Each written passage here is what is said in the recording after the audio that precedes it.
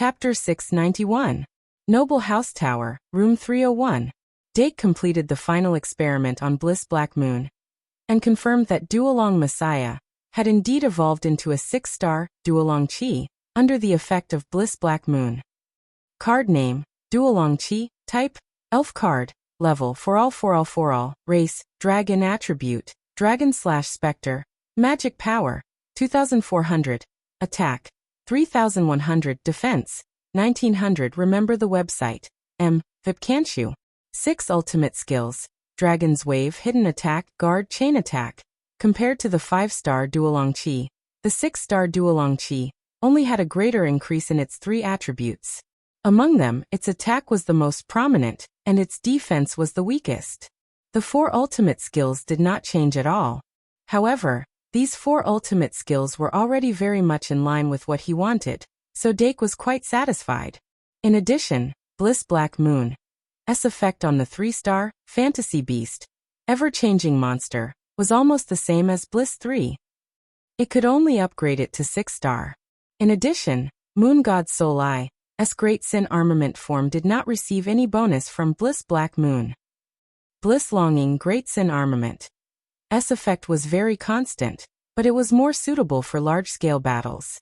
It could nullify almost all the opponent's weapons and disintegrate their armors. The effect was very terrifying in war. That night, Dake slowed down to give his brain and body time to relax, and spent a pleasant night with the magic elves. When the sun rose as usual on Saturday, he packed up and went straight to the teacher's dormitory. In the past, he would summon Death Coffin after waking up and let it go to the teacher's dormitory by itself. Today was a little different. As it was just past 6 o'clock, the temperature outside was extremely low, and frost had already appeared on the corners of the castle. Only the garden that was always open all year round still showed its beauty in the cold wind. The faint fragrance of healing flower floated in the air, and it made people feel a little refreshed. Dake walked into the classroom dormitory, and it didn't take long for him to arrive in front of the dormitory that Claire left behind. He then reached out and knocked on the door. Knock, knock, knock. The door was soundproof, and the sound inside could not be heard. But after only half a minute, someone opened the door from the inside. When Eve, who was ready to go, saw the young master at the door, she couldn't help but reveal a sweet smile. Young master, why are you so early today? The experiment is over. Do you want to take a look? No need. Eve quickly shook her head. The sales of the simulated dual disc and cards were secondary. She had to go back to the shop and sell all of the young master's flower cards. Dake smiled and said, I'll let you know when the time comes. Yes. Eve nodded vigorously and asked, Young master, have you eaten? Not yet, Dake said. I thought you guys probably haven't eaten yet, so I thought we'd eat together. Eve hurriedly said, I'll go and wake Nai up now. Nai and Xiao Qian had specially taken a nap for today's experiment, but because they had slept during the day, they slept a little later. Dake walked to the sofa and sat down casually. He thought he would have to wait a little longer, but unexpectedly, Nai and Xiao Qian were ready in less than 10 minutes. Looking at their bright eyes and white teeth, Dake thought that there were also fast girls, so he asked, Have you had any adverse reactions recently? Nai shook her head and said regretfully, Surprisingly, there weren't any. In the past week, she had felt that the death coffin was the nemesis of the fire of the underworld. The fire of the underworld, which was difficult to tame, was like pure food in front of the death coffin. It didn't even seem to have the will to resist. As a result, she didn't have the chance to find trouble with young master for the entire week. Nai was furious. Xiao Qian agreed. It felt good. To be honest, I slept quite well in there. Dake nodded and said, Shall we go and have breakfast first? The cafeteria was very quiet at 6 a.m. There were only a few professors and students who had woken up early. The 4 of them sat around a table and ate while chatting in low voices. The atmosphere was harmonious. When it was time to leave after breakfast, Xiao Qian and Nai looked a little reluctant to leave. If everything went well, today would be the last day of the experiment. They might be able to stay for another day tomorrow, but they would have to leave the school afterward. Although life in the Shengmalian Academy was a little boring to the students, It was very refreshing and comfortable to them, who had never experienced the academy before. Between the two of them, Xiao Qian abided by the rules and only moved around the castle. However, Nai had secretly gone to the underground city and the dense forest, and she had a very good experience. Unfortunately, these days were about to end. With a sense of regret, the two of them followed young master back to the teacher's dormitory. Let's begin. Dake clapped his hands and summoned the death coffin using the old method. Days. Upon seeing Nai and Xiao Qian, the death coffin revealed an excited expression. In its eyes, Nai and Xiao Qian were like free meal tickets, and they were meal tickets from high-end hotels. It would never get tired of eating the special dish that they provided. Fire of the underworld. But this meal ticket was about to be used up. At the thought of this, the death coffin was a little sad. But it pursued carpe diem, and it soon became happy again. Who's going first? Dake looked at the two female servants and asked. Nai and Xiao Qian looked at each other. This time, Nai raised her hand and said, I'll go first. Xiao Qian didn't object. After all, Nai was indeed more sensitive than her, and her senses were much stronger. Then we'll start with Nai. Dake nodded and said to the death coffin, Don't rush for quick success. You have to be serious today. I don't want to see any accidents happen. He was rarely so serious, so it was a little scary when he suddenly became serious. The death god coffin immediately stopped laughing and became serious. Then, it lay down obediently in the middle of the room, and pressed its 4 hands on its stomach like a young girl. Yup, it pressed its hands on the coffin lid. Move your hands away. Dake was speechless. Nai, who was standing at the side, couldn't help but laugh. The atmosphere became more relaxed. After the death coffin opened its coffin lid, Nai took off her shoes and socks, stepped into the coffin, and lay down without any awkwardness. Her body didn't undulate, and she didn't sway after lying down. Dake squatted down and asked again, Are you ready? Nai blinked and said to young master's face, I'm ready. Then, the shadow descended, and Dake slowly closed the death coffin's lid. As the coffin lid closed, the last bit of light was swallowed, and the surroundings quieted down instantly. Nai's eyes were still open, but there wasn't any fear in them. Like Xiao Qian, there was only a very weak fire of the underworld left in her body. But this fire of the underworld was the root that was connected to the soul, and it was the core that the fire of the underworld was attached to. All magic, memories, and matter were transferred to the body through the fire of the underworld. And the roots of the fire of the underworld would enter from this point, spreading throughout the soul and body. If one failed in the dual ritual, these roots would remove all the power and related memories that the fire of the underworld had given to the body, leaving nothing behind. Now what needed to be seen was whether the death coffin would suck all the roots into its mouth like it was sucking noodles, leaving the soup behind. Or would it suck only a part of the fire of the underworld into its mouth, leaving the roots and soup behind? Or would it drink all the soup in one gulp? These 3 possibilities determined the ultimate use of the coffin of the Reaper. Yup, a familiar feeling quickly came over her. After watching for 3 to 4 minutes, Nai finally closed her eyes. At this moment, her senses became unusually sharp. The changes in every corner of her body were reflected in her mind. Now, she had to concentrate fully. On the outside, Dake and Xiao Qian sat by the side, waiting patiently. They could only wait. Although the death coffin was Dake's magic elf, Dake couldn't do much other than instruct it to be careful. How long will it take? Dake suddenly asked. Xiao Qian thought for a moment, then said, If it's fast, it'll take 1 to 2 hours. If it's slow, 3 to 4 hours? Will it take that long? Dake took a deep breath and straightened his chest. Instead, the long wait made him relax. In fact, he wasn't used to other people taking risks for his experiments. What, did you say, the little devil? Then it couldn't be anyone else. Of course, the little devil was a familiar. Like the magic elf, it couldn't be destroyed easily and was more resistant than the magic elf. This was the main reason why Dake loved it. To ease his nervousness, Dake casually picked up a book on the table. But when Xiao Qian saw him reach out to pick up the book, she suddenly looked nervous, and her body clearly stiffened. Dake caught a glimpse of it from the corner of his eye, and calmly put the book back on the table. Then he suddenly picked it up and quickly flipped it open. Ugh! Xiao Qian suddenly let out a whimper. Dake asked curiously, "What's wrong?" "No, nothing." Xiao Qian looked away and said. "Oh." Dake nodded slightly and looked down at the book that had already been flipped open. It was a notebook. Dake saw her reaction. He originally thought that it was some private diary that recorded some embarrassing things, but it wasn't. 12 Heroes? A novel? Dake's interest was slightly piqued as he continued to flip through it.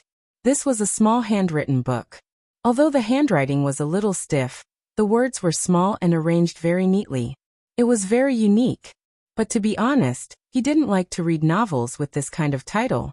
If it wasn't handwritten, he probably wouldn't have flipped it open after seeing the name. He just didn't know who wrote this novel in this room. Since he was bored, he just started reading. After a cup of tea's time, Dake had a general idea of the novel's theme. The novel's narrative was a little immature, but it was obvious that there was passion in it. That was something that many commercial writers didn't have. Xiao Qian. Oh no, it was the novel's author who narrated a war epic in this novel. The main character of the novel, which was the book's title, 12 Heroes, was obviously a second creation based on real-life heroes. Dake almost immediately recognized that the female lead was Yvette Saint-Demung, the current Valkyrie. Among the other 11 heroes, there was a beast tamer who looked exactly like Claire Kate. In addition, there was a lion beast-man warrior, who should be the city lord of Montefiore. In short, these heroes were all very unique in their forms. Unfortunately, this was actually a heroic novel with a group theme. This type of novel was very difficult to create, and the author's writing style couldn't support it at all. Therefore, the content of 12 Heroes was a little messy. If one wanted to taste it, they needed to have the ability to pick up the sugar cubes from the spicy hot pot.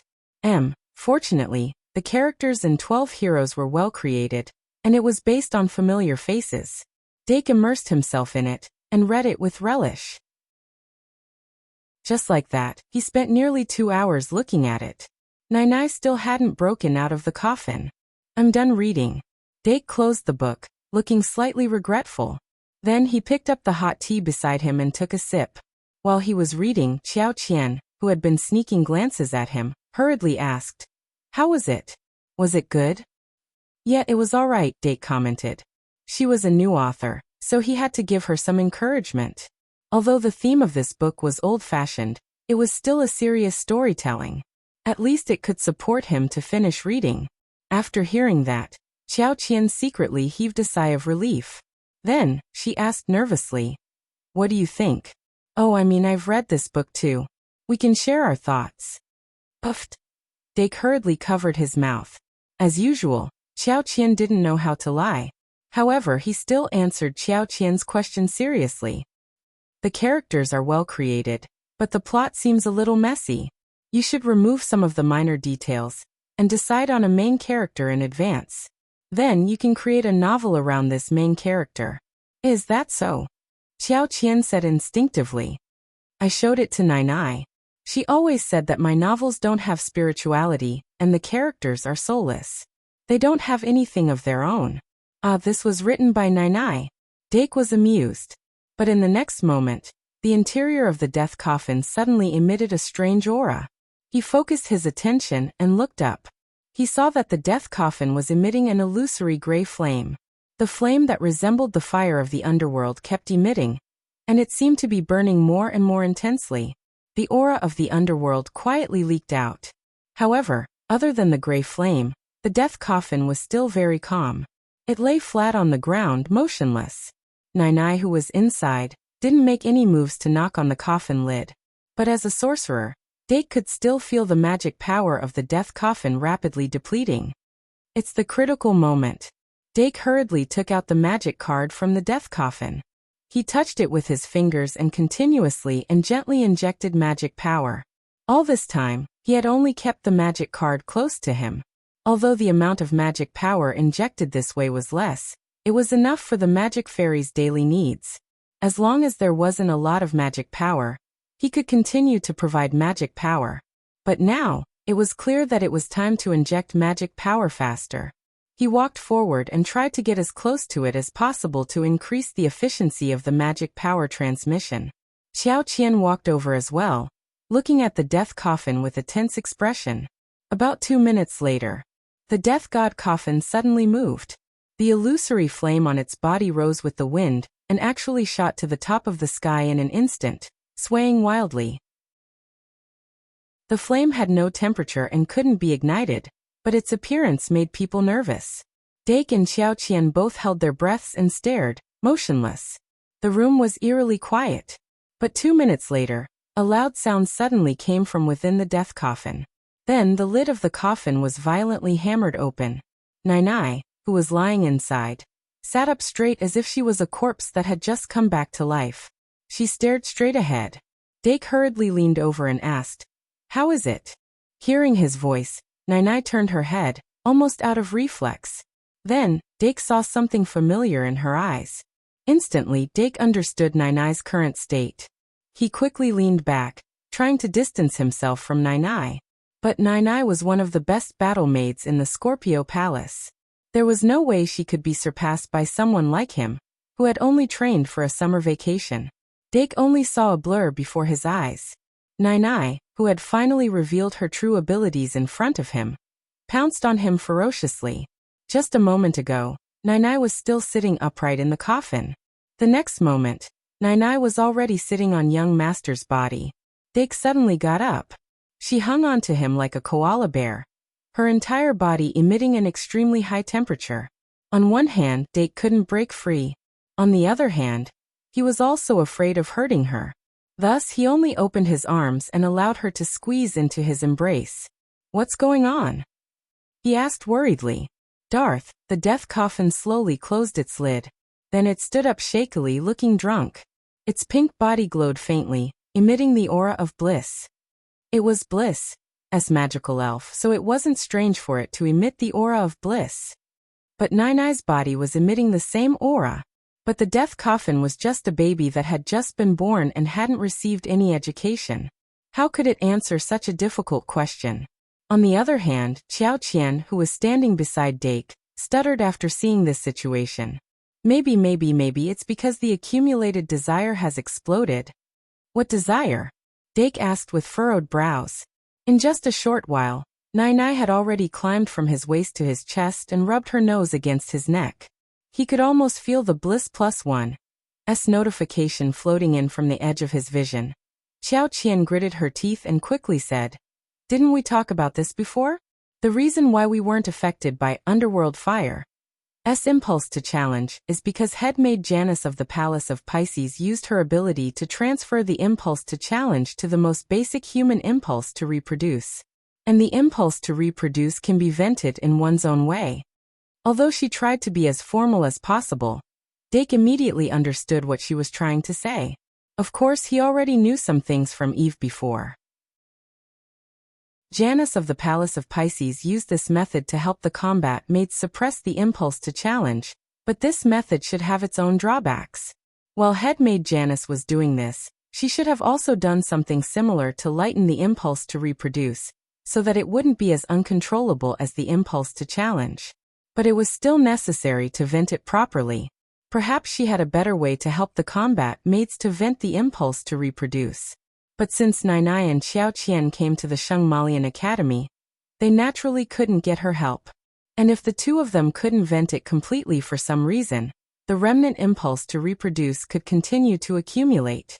In addition, the death coffin was the incarnation of bliss. In the end, headmaid Janus's ability was very likely related to bliss. Now that the death god's coffin had uprooted the fire of the underworld from Nai's body, it was equivalent to pulling out a plug on one side. The urge to reproduce that had formed a balance with the urge to challenge also leaked out. In addition to the death coffin's own factors and the possible chemical reaction between it and headmaid Janus's ability, it led to the current situation. In short, Nai was now no different from a magic elf whose intelligence had been activated by the bliss card. And to deal with a magic elf in this situation, Dake was a professional. *T. Nai wasn't a magic elf. Seeing that Nai had already rubbed her pink lips against his face, He hurriedly grabbed her armpits and tried to push her away like he was trying to catch a cat. But although Nainai's body was petite, her well-trained physical strength wasn't something that a trainee like him who had been training for 3 months could compare to. Thus, under his efforts, Nainai didn't move at all. On the contrary, probably because of his reaction, Nainai became even more excited, and her arms that were hugging him became even more energetic. Dake's cheeks were slightly red, and he glanced at Xiao Qian who was standing at the side, feeling helpless. He couldn't help but sigh that this child was really too innocent. She wasn't of any help at all. Originally, with Xiao Qian's strength, it should have been more than enough to pull Nainai away. But now, it seemed that she couldn't count on her at all. There's no other way. I can only rely on myself. Dake only thought for a moment before letting go of Nainai's hand. Then he reached down and took out a magic card from his card bag. He held Nainai in his arms and aimed the magic card at the back of Nainai's head. In the name of Dake dimming magic summoning, Pride Eye. Golden light shone. Nainai's movements suddenly stopped. To deal with abilities related to bliss, he naturally had to use pride. But Dake had never used the Great Sin card on humans before, so he wasn't sure what kind of negative effects it would have on humans. Thus he deliberately chose the lowest level, Pride Eye. Fortunately, the effects of Pride Eye were sufficiently obvious. Under the radiance of Pride Eye, Nainai gradually regained her clarity of mind. Then, she raised her eyebrows, and there was a hint of coldness and arrogance. Just when Dake thought that Nainai, who had become arrogant, would climb down from his body, he suddenly realized that although Nainai had raised her head and separated their chests, her limbs were still tightly wrapped around him like an octopus, and she didn't seem to have any intention of letting go. Dake met her gaze and saw that she didn't move at all, not even blinking her eyes. It was as if she was playing a game of 1, 2, 3. The atmosphere instantly became awkward. It was really awkward. Can you take the initiative to get down? He couldn't say such words out loud, especially when there was someone else beside him. But after this stalemate lasted for half a minute, someone finally broke the awkwardness. To be specific, a coffin broke the awkwardness. The death coffin finally recovered from its drunken state. Then, raising its eyebrows, it forcefully stretched out its dark blue shadowy hands and grabbed Nainai's 4 limbs. Yes, the death coffin had 4 hands, 1 for each hand. Although the death coffin's attack power was only 1,200 points, Dake's eyes lit up when he saw it make a move. He was so anxious that he actually used his sure kill skill. Mummy! In an instant, powerful magic surged out and condensed into a snow-white bandage under the effect of the sure kill skill.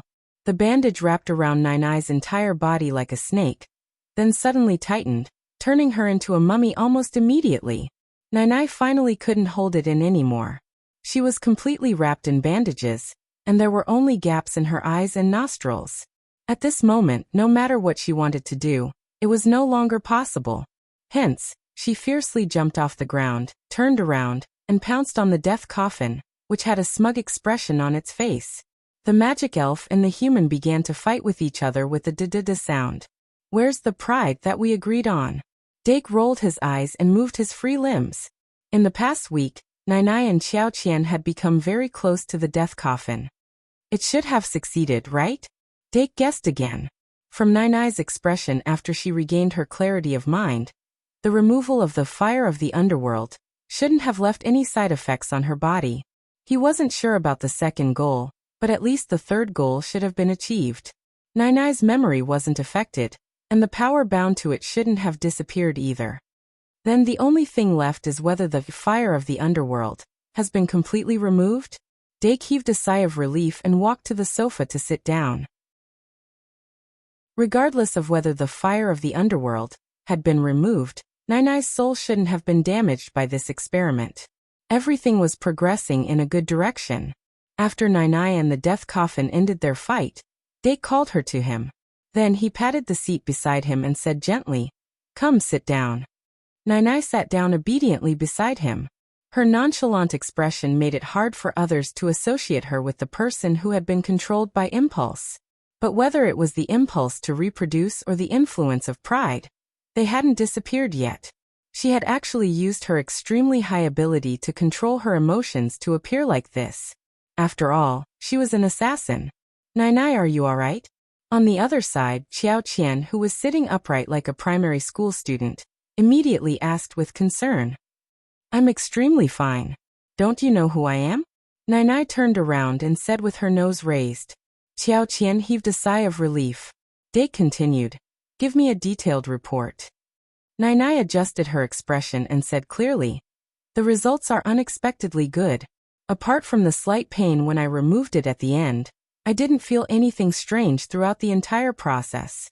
And from what I can sense, the fire of the underworld in my body should have been completely removed, with not a trace left. How should I put it? That feeling wasn't considered removal. It was as if the fire of the underworld had voluntarily retracted its roots all over my body. And because of that, it didn't cause any damage to my soul. As for the power brought about by the fire of the underworld, I haven't tested it in detail, but it shouldn't be a big problem. If there are no signs of loss, it should be stable.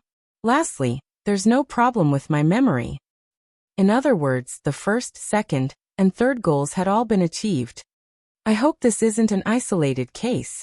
Dake was elated, but he immediately patched it up. Just one successful experiment didn't mean anything. Even if it was a sample, it still needed to be tested multiple times. Then let's rest for an hour. Qiao Qian will be receiving treatment from the coffin of the Reaper. If this wasn't an isolated case, then the coffin of the Reaper could indeed be considered a treatment. Given Nai's current state, if she could ensure that her power and memory wouldn't be lost in the future, and that she was fine after returning to the Duke's residence for a more detailed physical examination, as well as confirming that there wasn't a trace of the fire of the underworld in her body, then she would be completely free from the side effects of the fire of the underworld. Dake couldn't wait to hear this good news. Of course, due to the rigor of the experiment, he could only open the champagne after Qiao Qian's experiment was over. Dake tilted his head slightly to look at Qiao Qian, only to realize that she had suddenly become shy. Yeah, he was very experienced with such situations. His magic elf would often show such expressions as well. Nai. Qiao Qian suddenly reached out and tugged at the corner of Nai's shirt. Nai turned around and asked curiously, "What's wrong?" Qiao Qian leaned close to her ear and whispered, "Can you tie me up?" Nai was instantly shocked. "Huh?" Qiao Qian said. "Just tell me if you can." Nai looked shocked, but she was laughing coldly in her heart. "Of course, it's impossible." How could it be possible? How could Nai be the only one making a fool of herself? That's impossible. An hour later, Qiao Qian entered the coffin of the Reaper, with a serious expression. The second round of the experiment began. Because of Nai's successful experience, Dake wasn't so worried this time around. He took out a specialized notebook and revised and analyzed the records of the experiment together with Nai, who had completed the experiment. In the blink of an eye, more than an hour passed. Nai looked up and saw 12 heroes that Dake had placed aside. She then covered her mouth and laughed. "Young master, have you read it?" "Yeah," Dake responded and continued to study it. Nai suddenly sighed. "I've read it too. I didn't expect Qiao Qian to have some talent in writing novels. She's not like Nai, who knows nothing except for work." "Aren't you very good at acting?" Dake still didn't look up. "That's because of my work needs." Nai defended herself. Dake smiled and said, "Don't belittle yourselves. All of you are already very capable." These words came from the bottom of his heart. Since he was young, he had always felt that the maids in the residence were very capable. At least, they were more capable than him. Nai smacked her lips and didn't say anything else. The room gradually quietened down. The hands on the clock on the wall turned slowly. Time passed slowly. After only half an hour, there was a strange movement in the death coffin. However, Dark was someone who had experienced this before, so he wasn't too flustered this time. Nai looked at the illusory flames on the death coffin and asked curiously, "Was I like this back then too?" "Yes," Dake replied, then put down his pen, and took out Pride Eye from his card bag. He was very clear about Qiao Qian's concerns. Although he wasn't sure if she would undergo the same changes as Nai after the experiment, it was better to be prepared. Of course, he didn't forget to conduct magic for the death coffin. A few minutes later, the gray flames on the surface of the death coffin suddenly leaped up. The flames licked the ceiling, burning more and more fiercely. Inside the death god coffin, there was also movement. "Sai, looks like Qiao Qian has also reached that stage," Nainai suddenly said. Dake frowned. "Which stage?" Hence, Nainai smiled and said, "It's the step where it hurts." Dake immediately knew that Nainai was talking about the moment when the death coffin completely removed the fire of the underworld from her body. But according to what Nainai had said earlier, wasn't it just a little painful? Faced with young master's suspicious gaze, Nainai innocently blinked her big round eyes and asked curiously, "What's wrong? Did Nainai suddenly become prettier?" "No, it's nothing." Dake turned around and observed the changes in the death coffin more seriously. Qiao Qian's physique was bigger than Nainai's, so she could make the death coffin move with just a simple movement. Because of this, the death coffin shook more violently, and the duration of this movement was much longer than that of Nainai's. After waiting for almost 5 minutes, when Dake was so anxious that he almost wanted to lift the coffin lid, the death coffin's lid suddenly opened. Qiao Qian, who was lying inside, sat up straight, just like Nainai, and the gaze in her eyes was even more intense than Nainai's. "In the name of Dake Dimeng, I summon Pride Eye." Without hesitation, Dake activated Pride Eye. Before Qiao Qian walked out of the coffin, he made the first move and stuck Pride Eye on Qiao Qian's forehead like a talisman. Golden light shone brightly, illuminating Qiao Qian's face. Dake exerted a little force and pressed her upper body back into the coffin, as if he was dealing with a zombie. Of course, Qiao Qian didn't scream like a zombie. After being pressed down like this, she lay flat, motionless, her peaks overlapping each other. But Dake could see that her chest was still heaving up and down violently, and her fingers were trembling slightly as she gripped the coffin lid tightly. Clearly, she was trying her best to control herself. The urge to procreate clashed with the arrogance in her heart. The intense conflict between the two opposing emotions caused her emotions to be in an extreme whirlpool, and the excruciating pain of having the fire of the underworld completely extracted from her made her mental state unstable. Under these multiple effects, Qiao Qian chose to continue lying in the coffin. After a long time, Qiao Qian's tensed expression suddenly relaxed, and the light in her eyes gathered and became spirited again. In terms of endurance and mental toughness, Nainai had the upper hand. Dake reached out to her and helped her sit up in the coffin. Qiao Qian stood up and stepped out of the coffin. She took a deep breath, and her expression was one of extreme relief. Thanks to young master, at least she didn't embarrass herself like Nainai. "Looks like it was very successful?" Dake sized her up and asked in a congratulatory tone. Qiao Qian nodded slightly and said, "It feels exactly like what Nainai said." Dake responded and said, "Since that's the case, sit down and talk about more detailed feelings. Your experience will become the experience of those who come after you. I hope that everyone who comes after you will be as successful as you." Qiao Qian revealed a bright smile. Definitely. Both experiments were very successful. Among them, the death coffin definitely deserved the most credit. But it was also one of the beneficiaries. Before Qiao Qian and Nainai's experiments began, the death coffin's magic power limit had increased from 2,400 points to 2,512 points. Now that it had completely absorbed the underworld fire of the two people, its magic power limit had suddenly increased by more than 500 points. It had now broken through the 3,000 points mark and reached 3,051 points. For a 6-star magic guide elf, this value could only be considered to be slightly above the theoretical peak value. But this was just the beginning. There were still hundreds of combat maids in the Duke's mansion who had the underworld fire. And after the report of this experiment's success was sent out, this number would definitely continue to increase. Even if each combat maid could only provide 200 points of magic power, it was still an increase of 20,000 points. It was just that the death coffin's absorption efficiency was a little slow. Who knew if the absorption speed would increase as the magic power continued to increase? Otherwise, based on the calculation of 2 people per week, it would take 50 weeks to absorb 100 people. 50 weeks would mean 350 days, an entire year. Sigh. An increase of 20,000 points of magic power in a year? So be it if it's slow. Dake didn't think too much about it and settled down to write the final report of the experiment. 1 p.m. in the afternoon. Dake settled everything properly. Xiao Qian and Nai had also fully recovered. The three of them discussed for a while, and prepared to immediately head to Traveler's Street to inform Claire Kate of this good news. If we inform her now, she might be able to see the new sisters at this time tomorrow, Nai said with a grin, and put down the book in her hand. There was a slight reluctance in her eyes. The book in her hand was also borrowed from the library. If the new sisters were to arrive tomorrow, it would be time for her and Xiao Qian to leave. These borrowed books would also need to be returned. But she didn't regret it. Everyone had a life that was suitable for them. Just like how Irene still chose to stay by Claire's side when she could exchange places with Eve, while Eve was clearly more willing to stay in the academy. Nai was also very clear that the life that was suitable for her wasn't here. On the contrary, after interacting with Xiao Qian for these few days, she felt that Xiao Qian wasn't someone who was suitable for battle, even though her combat power was at the top of the Leo battle maids.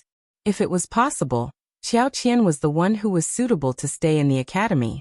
Nai's eyes shifted slightly. She saw young master stand up and say, "Before going to the shop, let's go to the canteen to find something to eat." "What do you all like to eat? I can ask the halfling auntie to try cooking it," Nai said in a high-spirited tone. "I want to eat that ice cake." "Who eats dessert for lunch?" Xiao Qian said. "Also, the cake won't be ready so quickly. Let's just eat something casual." Nai laughed and said, "I'm joking. Let's just order some pasta." As they chatted and laughed, the three of them left the teacher's dormitory with the notes. After having lunch in the canteen, they headed to Traveler's Street and arrived at the branch of the Citizen Dueling Club. On Saturday afternoon, the shop's business was still booming. Eve was looking after the shop alone, and she was clearly overwhelmed. Once she saw Nai and Xiao Qian, she immediately called for their help. Dake, on the other hand, went behind the counter and was in charge of the cashier. After a while, they gathered behind the counter again. Only then did Eve have the time to ask with concern, "Did the experiment go smoothly?" Nai immediately answered, "Look at me. Does it look like it went smoothly or not?" Eve couldn't help but reveal a cheerful smile. "Then it must have gone smoothly." Nai then giggled and said, "So let's quickly pass on this good news back." "Okay." Eve nodded, then closed her eyes and massaged her temples. But just as she was about to cast the telepathy spell, she suddenly asked, "Did all three targets succeed?" Dake smiled. "It's considered a success for the time being, but we still need to go back to the Duke's residence for a more detailed examination. Anyway, the death coffin can no longer detect any trace of the fire of the underworld from their bodies. And according to Nai, her soul isn't damaged at all. Then that should be it." Eve closed her eyes and cast the telepathy spell again.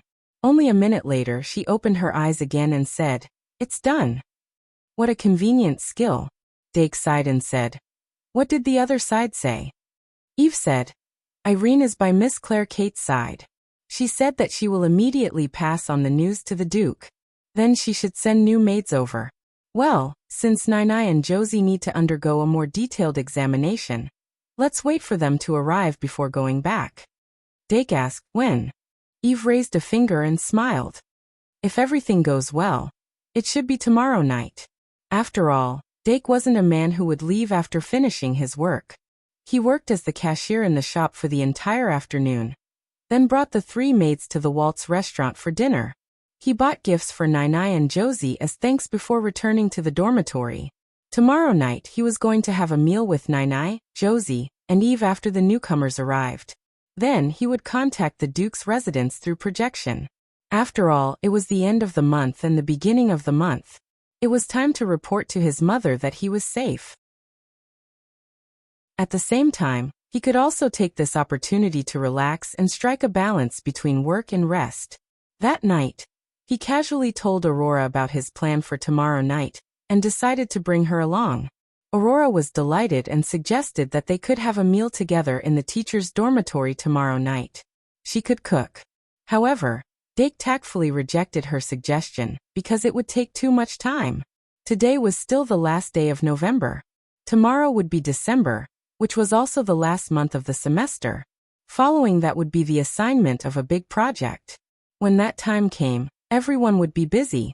Dake suggested that Aurora spend more time on her studies in December. At least from tomorrow until Christmas, she wouldn't have to cook supper anymore. The time needed to cook supper seemed limited, but in reality, the time spent thinking about what supper to cook that night was sometimes more than the actual time needed to cook supper. Even if Aurora was willing, Dake didn't feel that he could continue to take up her time. At least in the last month of the semester, he hoped that Aurora could put all her energy into her studies. Under his strong persuasion, Aurora finally gave in and nodded in agreement. It was as if Dark had won a duel to his heart's content. He revealed a comfortable smile. After sending Aurora off, he took a shower and practiced the underworld spiritual art. Then he waited until the clock was about to strike 12 before opening the system list. System, expand the indicators. He muttered to himself. Then a list appeared in his vision. Pride, 9294. Envy, 4342. Rage, 9189. Sloth, 6059. Greed, 9491. Gluttony, 9093. Bliss, 9893. Compared to the numbers at the end of October, there wasn't much change overall. In the entire month of November, he drew a total of 10 greed and 10 bliss. The 10 greed were all stored and the 10 bliss were all used up. After the drawing, greed was controlled very well, only exceeding the standard of 90 by 1 point. Bliss, on the other hand, exceeded the standard by a little bit. Other than that, pride only increased by 2 points. It could be said that he was very approachable. Envy, rage, and sloth didn't increase but decreased instead. Lastly, gluttony. But the growth of gluttony was completely under control. As long as it increased by 1 point, he would be able to obtain 4 points of gluttony through 2 draws. After that, he could use 3 points of gluttony to create Gluttony 2 and use it as a starting point to research gluttony. Dake narrowed his eyes and thought for a while before closing the list and calculating the remaining great sins. Pride, for rage, 1 greed, 20 bliss. 0 among them. Greed was already at 20 points. He only needed 10 more points to create gluttony. It was very easy to increase greed, second only to bliss in terms of difficulty. Therefore, if Dake wanted to, he could have accumulated 30 points of greed by the beginning of December. However, he was a little hesitant. Now he already had 2 half-completed great sins, and enough moon god's version of bliss to create a new bliss moon. Compared to bliss moon, gluttony was also a half-completed product, but it didn't have any advantages. The only magic fairies that could evolve to the 3rd tier with the help of a half-completed gluttony were Curse Cage, Little Fiend, and Curse Cage, Sub-Ancient Beast. Therefore, there wasn't much point in creating gluttony now. Rather than creating a half-completed gluttony, now it was better to use it in a more suitable place, or wait for a new possibility to appear and experiment with the complete version of gluttony. This consideration didn't seem to be wrong at the moment. Pride and gluttony will each consume 2 draws. Whether or not fury will be absorbed is still under consideration. But if I want to create Violent Carp Dragon, I'll need at least 7 points of fury, which is 4 draws. I've used up 8 draws, and the remaining 2 draws will be used on greed and bliss, which are above the standard. The 10 draws in December will all be used up. Looks like I don't have much left. Dake pondered for a while and thought of something else. Right, the rabbit grass from Catgrass Flower and Wood Shop should be arriving soon. I'll need to use bliss to try creating Moon God Beast. There's also the Suncrown Beast. Ever since I switched to Lion Beast last year, I haven't started it again. Maybe after I create Moon God Beast, I should put it on the agenda again. Autumn left and winter came. On the morning of the first day of December, the sky was still clear, but it was drizzling, and the air was a little damp. Dake sat in front of his desk, enjoying the leisure time that he hadn't had in a long time. The little devil beast flew back from under the eaves, and in its paws was a vegetable basket covered by a towel. On one end of the basket, there were 2 rolls of newspapers. Dake took out the newspapers one by one, and then opened the white towel. The hot steam quickly came out, and it made him hungry. "There's hot cocoa for breakfast today." The little devil beast smiled proudly, and rainwater dripped from its paws. Dake smiled as he picked it up and put it in his arms. He then used a dry towel to help it dry the rainwater that it accidentally got on. After that, he opened the Great Sage Daily and started to read casually. Recently, the Great Sage Daily's content was very simple, and there was nothing interesting to read. He wondered if there would be more interesting topics in the newspaper after Christmas. On the other hand, the Clown Daily that he ordered always had some tricks up its sleeves. However, because there wasn't anything substantial, the fancy stuff was very vague. To be honest, it was quite boring, and he was a little tired of it. This morning, after he finished reading the Great Sage Daily, he habitually opened the Clown Daily and skimmed through it. If there was still nothing substantial, he was prepared to skim through it. However, after skimming through it, he suddenly noticed something that he was more concerned about. What is this? The Saints' conspiracy? Although the Clown Daily was famous for its claptrap, it sometimes pretended to be crazy to report on current affairs, and it still had the taste of criticizing the current situation. This was why it always had a fixed audience. However, in the end, the Clown Daily was just a niche newspaper, and its reports were more absurd and funny. However, there were some things that could only be said in a clown's skin. For example, the Saints' conspiracy? Dake was a little interested, so he started to read from the beginning. After he finished reading, he had a strange look on his face. This report with the title Saints' Conspiracy was about the Demon King's execution a few months ago. The whole speculation was so absurd that even Dake wanted to laugh when he read it. What is this? The Demon King's execution, the saint's real intention, is to use the Demon King's soul as a sacrifice to summon the god of the underworld? Why did the saint have to have a boss for no reason? However, after laughing for a while, Dake suddenly couldn't laugh anymore. Because although this report was nonsense, it did tell a part of the truth. After such a long time, it was inevitable that some information would leak out. Maybe someone learned a little and made up this article based on groundless accusations. Dake put down the newspaper and didn't pay much attention to this report. After breakfast, Dake didn't go out. Instead, he reviewed the knowledge he learned this semester in his dorm. When he was persuading Aurora last night, he suddenly remembered that he had a similar problem as her. Putting more energy into other aspects, it was natural that they would neglect the knowledge taught in class. Although he was ahead of the textbooks in most subjects, many of the things that the professors taught in the classroom were not included in the textbooks. If he only self-studied, he would lose a lot of the essence. And those essences were the foundation to build a solid foundation. Fortunately, he had a good habit of taking notes. Flipping through the notes at this time would always give him something to learn. After a day, he had a deeper understanding of how to make this secret instrument card. In the system of magic duels, the existence of the secret instrument card was actually very important. It was just that under normal circumstances, the difficulty of making the secret instrument card was much higher than item cards and magic cards, and the trigger conditions were more stringent. It wasn't as straightforward as item cards and magic cards.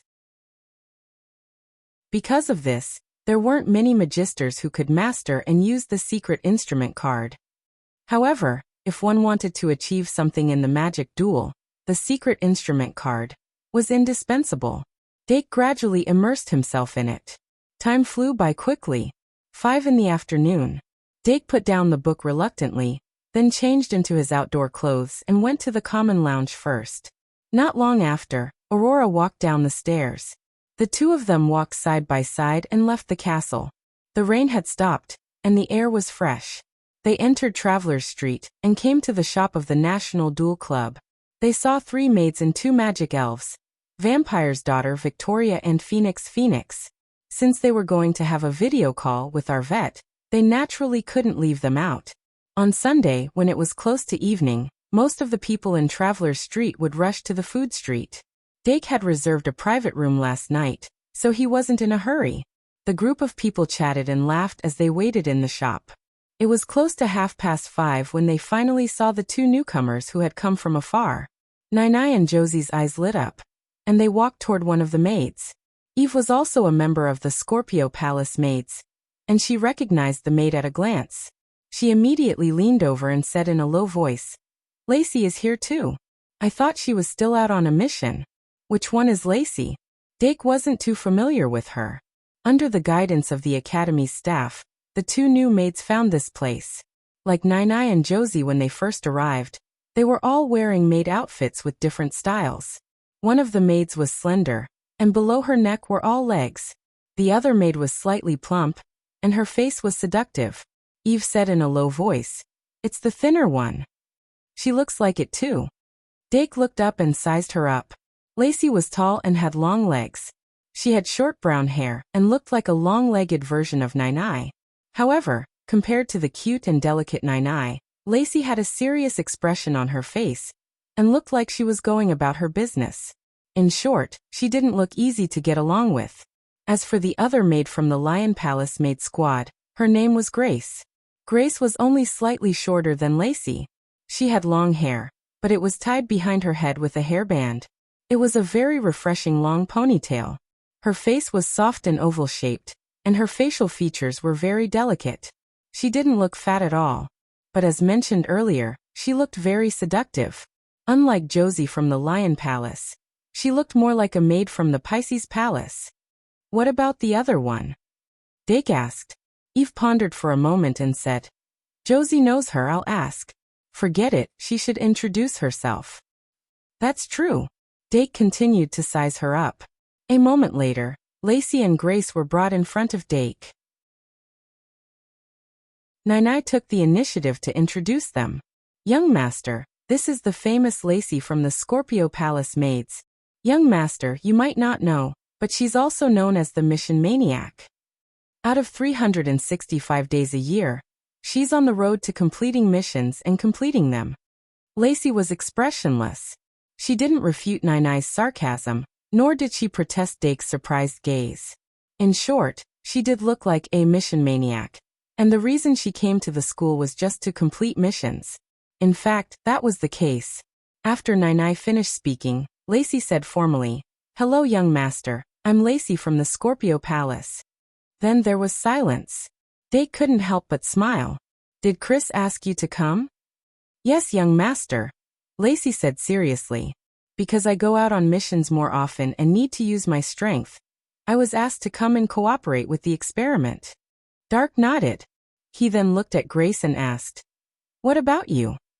Grace smiled charmingly and said softly, "Young master, you can call me Grace from the Lion Palace. I'm here for treatment. Head maid Janice's ability will have a certain degree of side effects on my body. If possible, I want to remove the underworld fire from my body as soon as possible." "Treatment?" Dake pondered. "I can roughly guess where your problem lies. How about this, after tonight, I'll deal with it according to your situation. You shouldn't be in a hurry, right?" Grace nodded. "When I came, head maid Trina told me to follow young master's orders."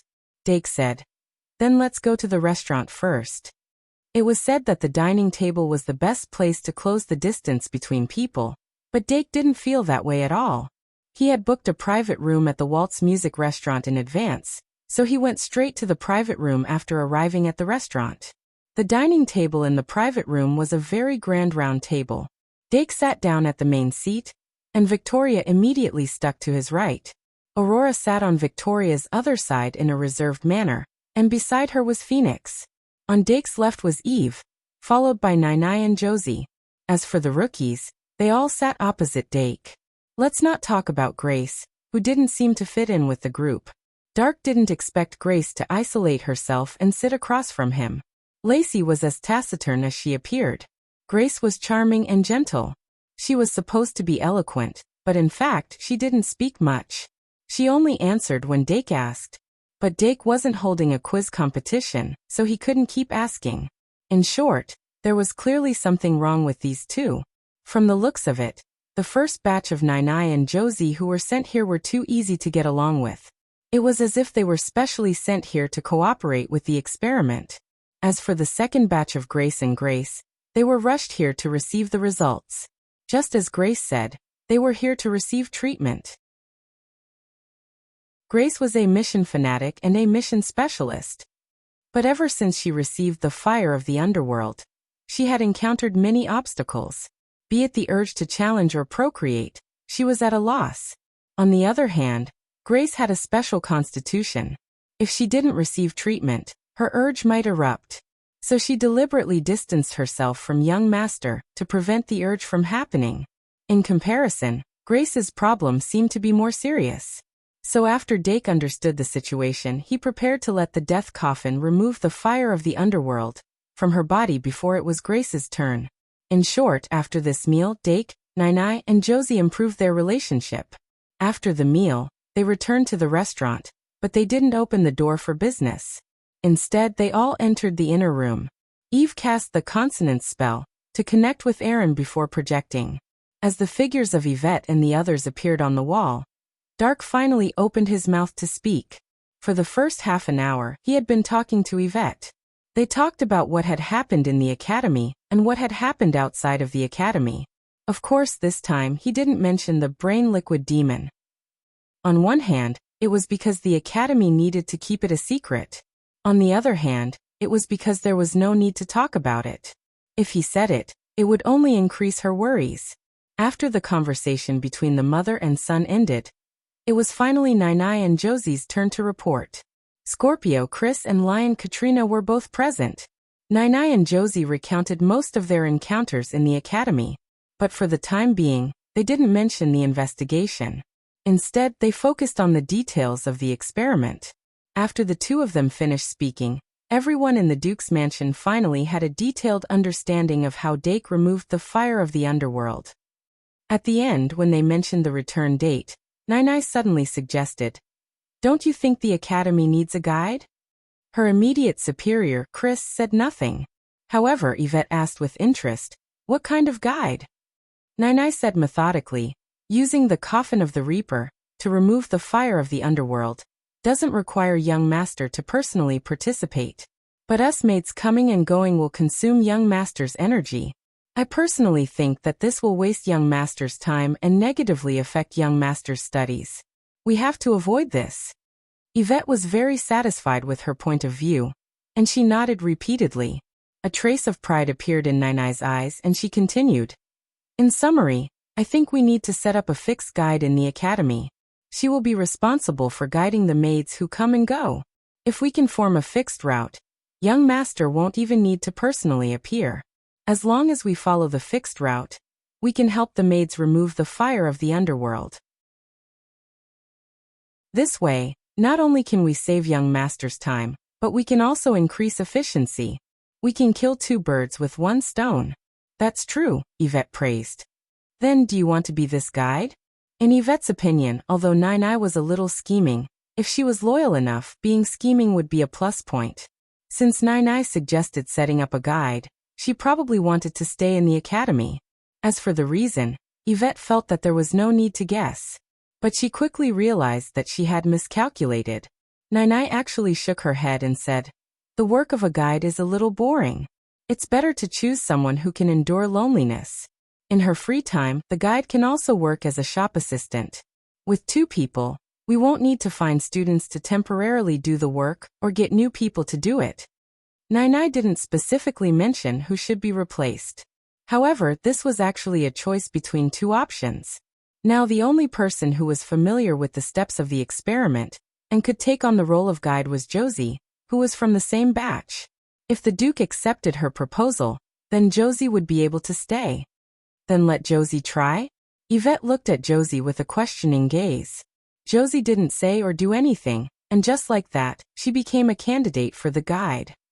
She widened her eyes and looked at Nai with a puzzled expression. Nai, on the other hand, turned around and winked at her. Josie was at a loss. Her brain didn't work that fast. "I need to think about it." But just then, Lion Katrina, who was standing behind Yvette, suddenly asked, "Josie, do you want to stay by young master's side?" This question was even more difficult to answer than the previous ones. Josie blushed and squeezed out a small voice. "Yes, I do. But once she said that, everyone's gazes were all piercing her.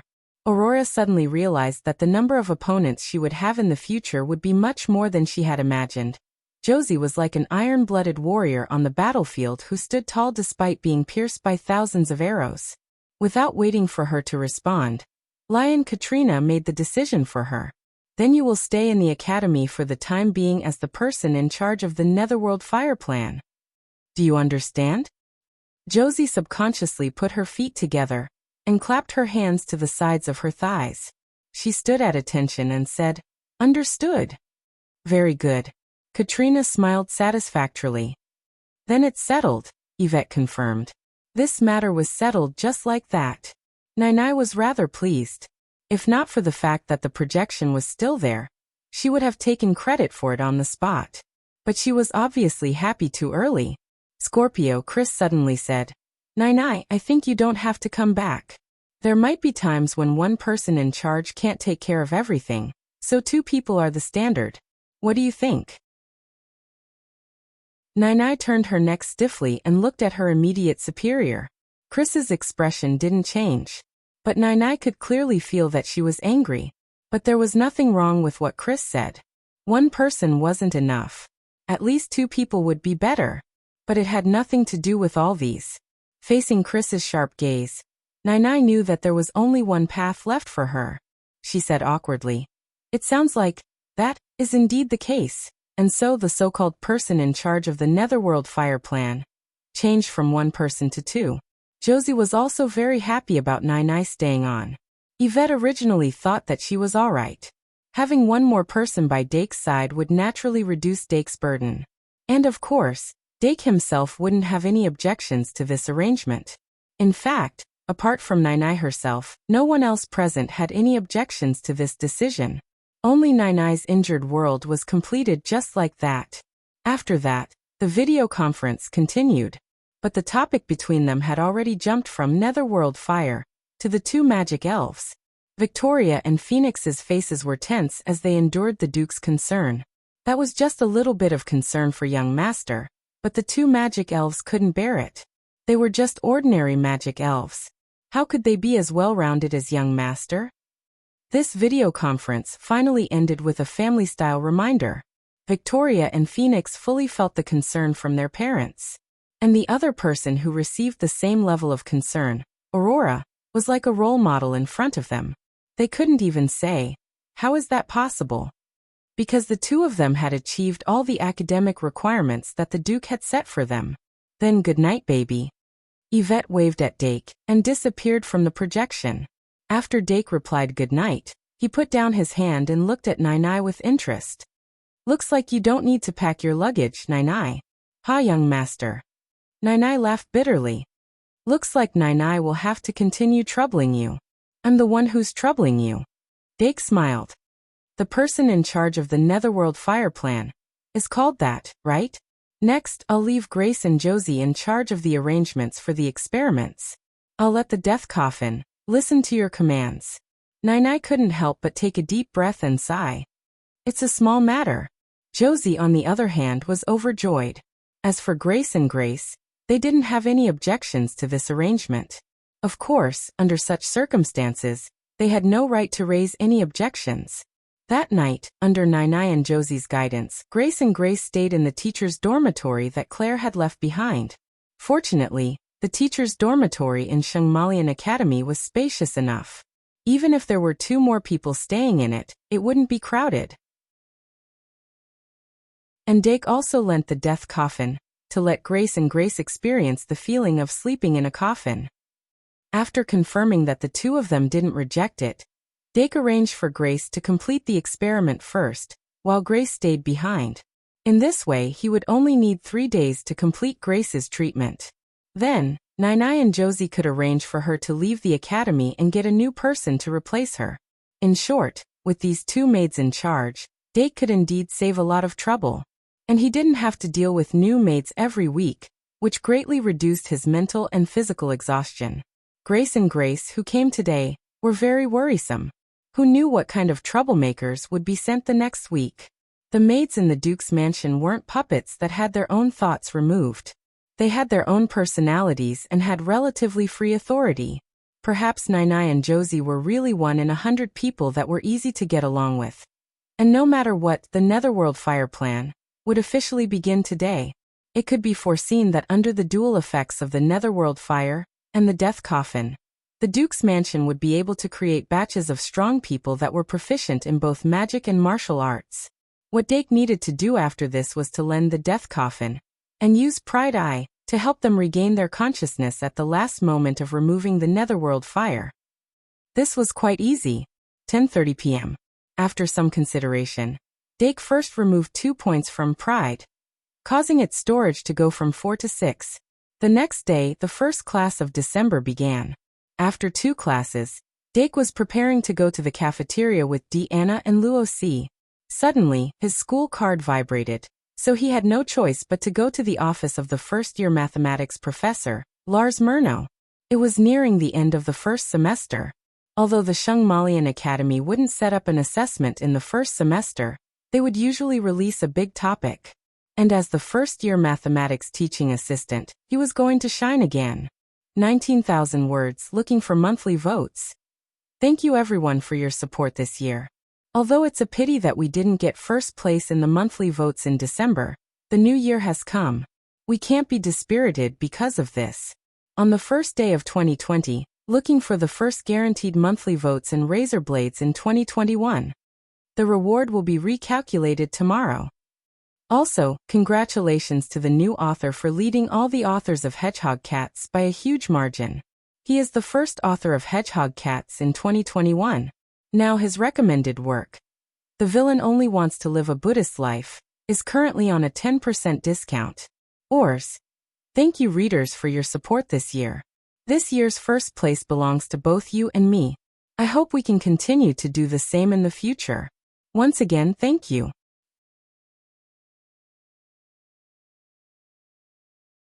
Chapter 692. Sit here. Professor Lars patted the seat next to him and told Dake to sit down. Dake closed the office door and walked over with a smile. He then sat down next to Professor Lars. He roughly knew why Professor Lars asked him to come. After all, he had been talking with the professor about teaching and had a clear grasp of the first-year content. Professor Lars divided Mathematics I into 2 volumes. As of today, the first volume of Mathematics I was basically finished. It was time for a big project. Also, there were only 3 weeks of classes left in December. This year's first semester ended on December 20th, which was the Friday of the 3rd week of the month. After that, there would be a 12-day holiday, including Christmas. Classes would only start again in January. Compared to last year's 9-day holiday, there were 3 more days this year. However, within these 3 days, there would be duels on the first 2 weekends. This year's Silver Cup final would be held on December 21st. Remember, https://m. VIP can't you? VIP Dake was certain that he would not participate. Giving the stage to a first-year student was a form of modesty. He also did not feel the need to compete for everything. Professor, do you have any thoughts on the last big project this year? Dake sat down and went straight to the point. Last year, the first-year students did not have a big project at the end of the semester. However, each group of professors had a different teaching style. This year, the first-year professors all agreed that they needed to give a big project. Some of the big projects even extended to the holidays. Professor Murno pushed the tea he had just poured in front of him and gently said, "We can discuss this issue." Obviously, he had not made up his mind yet. For Professor Lars, the content of mathematics this year was limited, but the methods and theories involved were refreshing. He was actually a beginner like the students. He did not have the experience of giving a big project. Therefore, he wanted to discuss with the compiler of mathematics, Dake Dimung, before making a decision. "I'm planning to announce the project in the mathematics class next Tuesday," he added. "Then I don't have to be there next Tuesday?" asked Dake. Professor Murno nodded slightly and said, "Yes, I'll be in the math class after Tuesday. Thank you for your hard work this semester. Thanks to you, I can do more research. Oh, break time." Professor. Dake shook his head helplessly. Professor Murno had asked him to be a teaching assistant because he was old and needed to rest, But in reality, he was not resting at all. But perhaps this was how professors were like. Then the old man and the young man began to discuss the big topic. At 12:30 p.m., they had already proposed many plans, but they still hadn't decided. However, Professor Murnau clearly liked to discuss such matters with others, and he was always in high spirits. After that, they went to the cafeteria for lunch. After that, Dake went back to the dorm to get the items that he needed for the potion class in the afternoon. Then he went back to the office to continue the discussion.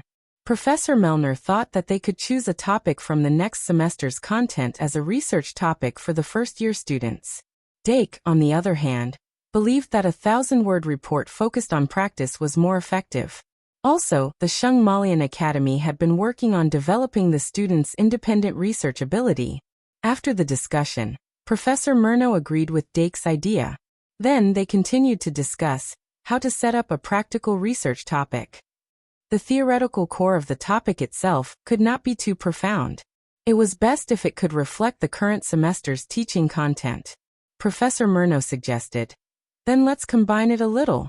Let the students choose a formula or theorem from the content that has already been taught, verify it with practice, and then write a report?" Dake thought for a bit and suddenly said, "Maybe we can choose from the content that hasn't been taught yet." The two looked at each other and understood what the other was thinking. Professor Murnau said, "Then let's do the whole book. You can choose from the content that has been taught this semester, or you can choose from the content that hasn't been taught yet. Of course, the latter is more difficult, so naturally, you will get a higher score." Dake, makes sense. Thus, the big topic of the first-grade mathematics class was decided just like that. Then, on Tuesday during the first mathematics class, Dake announced the assignment for this topic. At the same time, in the second-grade mathematics class, Professor Lily Laplace also announced the same assignment with a smug look on his face. The first and second-grade students almost screamed at the same time. There was no possibility of opportunism in such a highly autonomous task. The worst part was that they could not find an example in the library. They could not even imitate it. Monday, Tuesday, and Wednesday. In these 3 days, 5 of the 8 main courses had assignments for the end of the semester. The second-grade students suddenly became busy. It was the same for the other grades. Dake's most direct feeling was that the number of people coming to the library had skyrocketed. The Moon God's Paradise provided by Flower had dropped dramatically. Of course, after the second explosion last weekend, the production of Moon God's Paradise continued to drop. During this period of time, it only became more obvious. Now more than half of the 3,000 Flower cards had been sold, and the rest would be sold later. He had basically done his best. However, according to Dake's estimation, there should be a third explosion of Moon God's Paradise production speed. From the end of the semester to Christmas Day, the production speed of Moon God's Paradise would definitely increase. Then the entire production curve would continue to drop to an extremely low level. However, by that time he should have harvested enough Moon God's Paradise.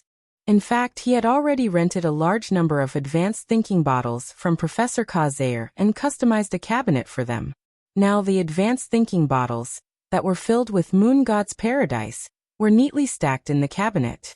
As of 1 p.m. on Wednesday, December 4th, Moon God's soul relied on Flower to absorb a total of 608 Moon God's Paradise.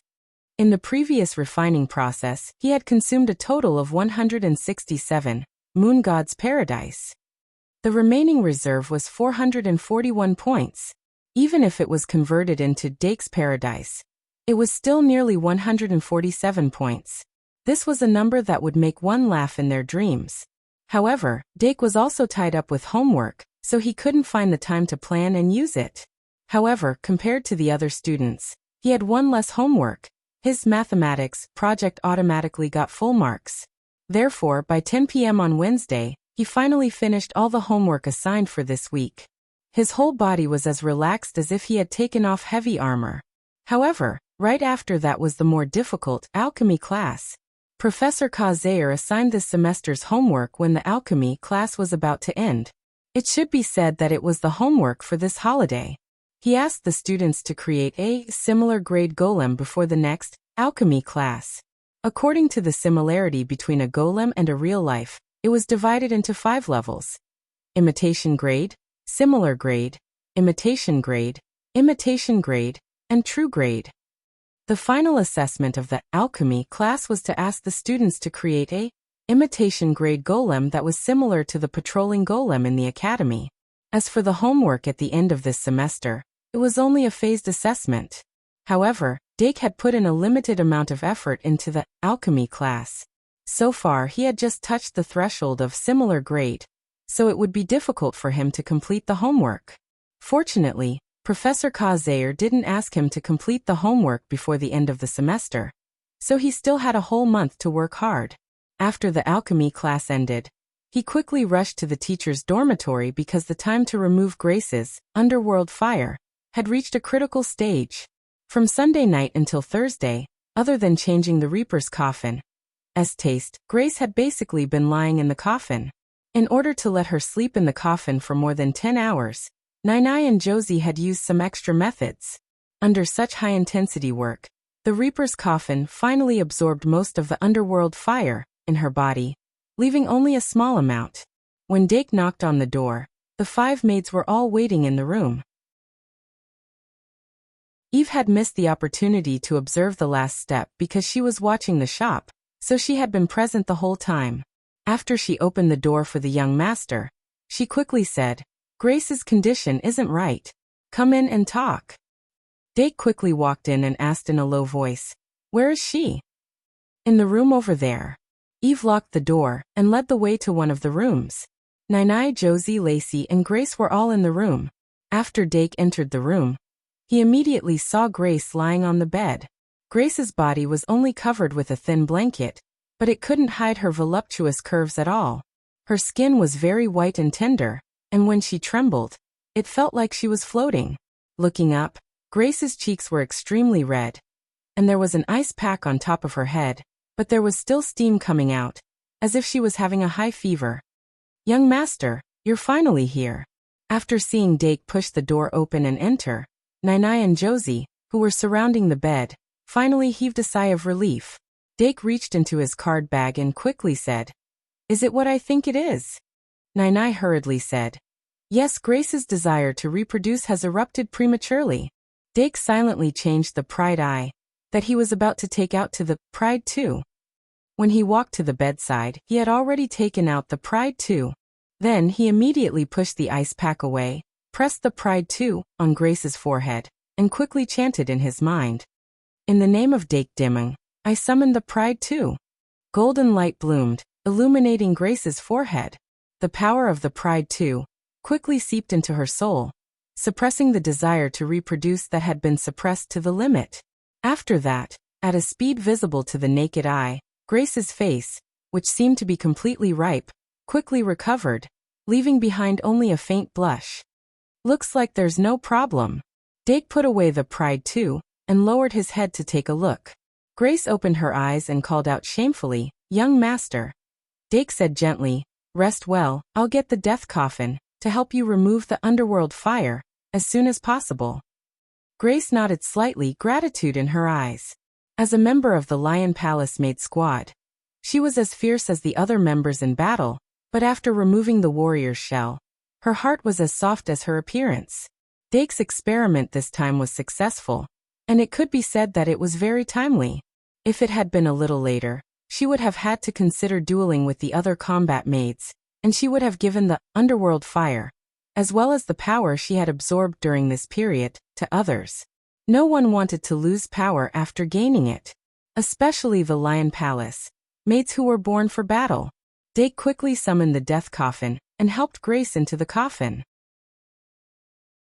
Then the death coffin used its 4 tentacles to support itself on the ground, lying down in a strange posture, and closed the coffin lid. The final experiment had begun. Looking at the death coffin that was no longer moving, Dake's eyes showed a hint of worry. The experiment to remove the underworld fire had been successful twice, but the energy in Grace's body was too active due to the influence of the spirit waves. Now was not a good time to remove the underworld fire completely. However, the Pride 2 magic card only had a suppressive effect. And in the end, it still had to rely on itself to slowly pour out. Only by removing the underworld fire completely and widening the opening on this side could the pouring speed be faster and return to normal as soon as possible. Young master, move aside a little. Nainai walked over and said. Dake moved aside a little. Nainai walked to the side of the death coffin and squatted down near Grace's head. Then, she pressed her hand on the coffin lid and narrowed her eyes to adjust her magic power. The next moment, ripples of magic power were emitted from her palm and seeped into the interior of the death coffin. Nainai completely closed her eyes and began to sense Grace's physical condition. Dake saw her intention and did not disturb her. He moved aside a little and sat down on a chair, waving his hand to the other 3 maids. The 3 maids sat down one after another, looking slightly relaxed. Young master, will Grace be okay? Josie could not help but ask in a low voice. Although Dake was also very worried, he smiled calmly and said, Of course she will be fine. You have to believe in the death coffin. Besides, isn't there still Nainai? Lacey, who had been quiet all this time, suddenly said, Nainai's detection magic can only detect, not heal. Dake was speechless. You're acting like a KY, do you understand? When waiting anxiously, time would often pass very slowly. It was as if time was doing this on purpose so that humans would experience more suffering. Sometimes, one would wonder if time had an S tendency. Why was the time of happiness so short? But no matter how slow time passed, it was still flowing. After close to an hour, Nainai suddenly opened her eyes and said in a low voice, It's about to begin. Half a minute later, illusory gray flames appeared on the surface of the death coffin. The flames rose rapidly and were even more intense than when Nainai and Josie were inside. It was as if they were going to burn and engulf the entire room. Eve and Lacey, who were seeing these illusory flames for the first time, instinctively dashed in front of young master. The tongues of the flames passed through their defenses, but only caused their hearts to waver slightly. The 2 of them instantly relaxed their tense hearts. Dake reminded them, This fire won't hurt anyone. Eve and Lacey then returned to their seats. Then everyone's gaze was focused on the death coffin. The most crucial moment had arrived. Half a minute later, the death coffin suddenly shook, and a dull knocking sound could be heard from within the coffin. Even though the sound wasn't heavy and even sounded a little soft, but it was precisely because of this that they could sense that something was wrong with Grace's situation. But Nainai immediately raised her left hand, indicating that she was fine. Even though the fire of the underworld would retract all the roots in the body before they were completely consumed, there would still be intense pain when all of them were removed. It was a pain that even Josie couldn't withstand, and it was a pain that directly affected her soul. But this was the price one had to pay to obtain it. If one had to insist, this price was really too cheap. It was just that Grace's sensitivity in this special state seemed to be overly sensitive, causing her reaction to pain to be even more exaggerated. But Nainai had been monitoring her the entire time, and she felt that this was a normal reaction that didn't need to be interfered with. Dake and the rest chose to trust her. After a few minutes, Grace's abnormal movements finally calmed down, and the experiment entered its final stage. Everyone's hearts were in their throats again. Bang! Nainai suddenly retracted her hand, and the death coffin. S lid suddenly opened.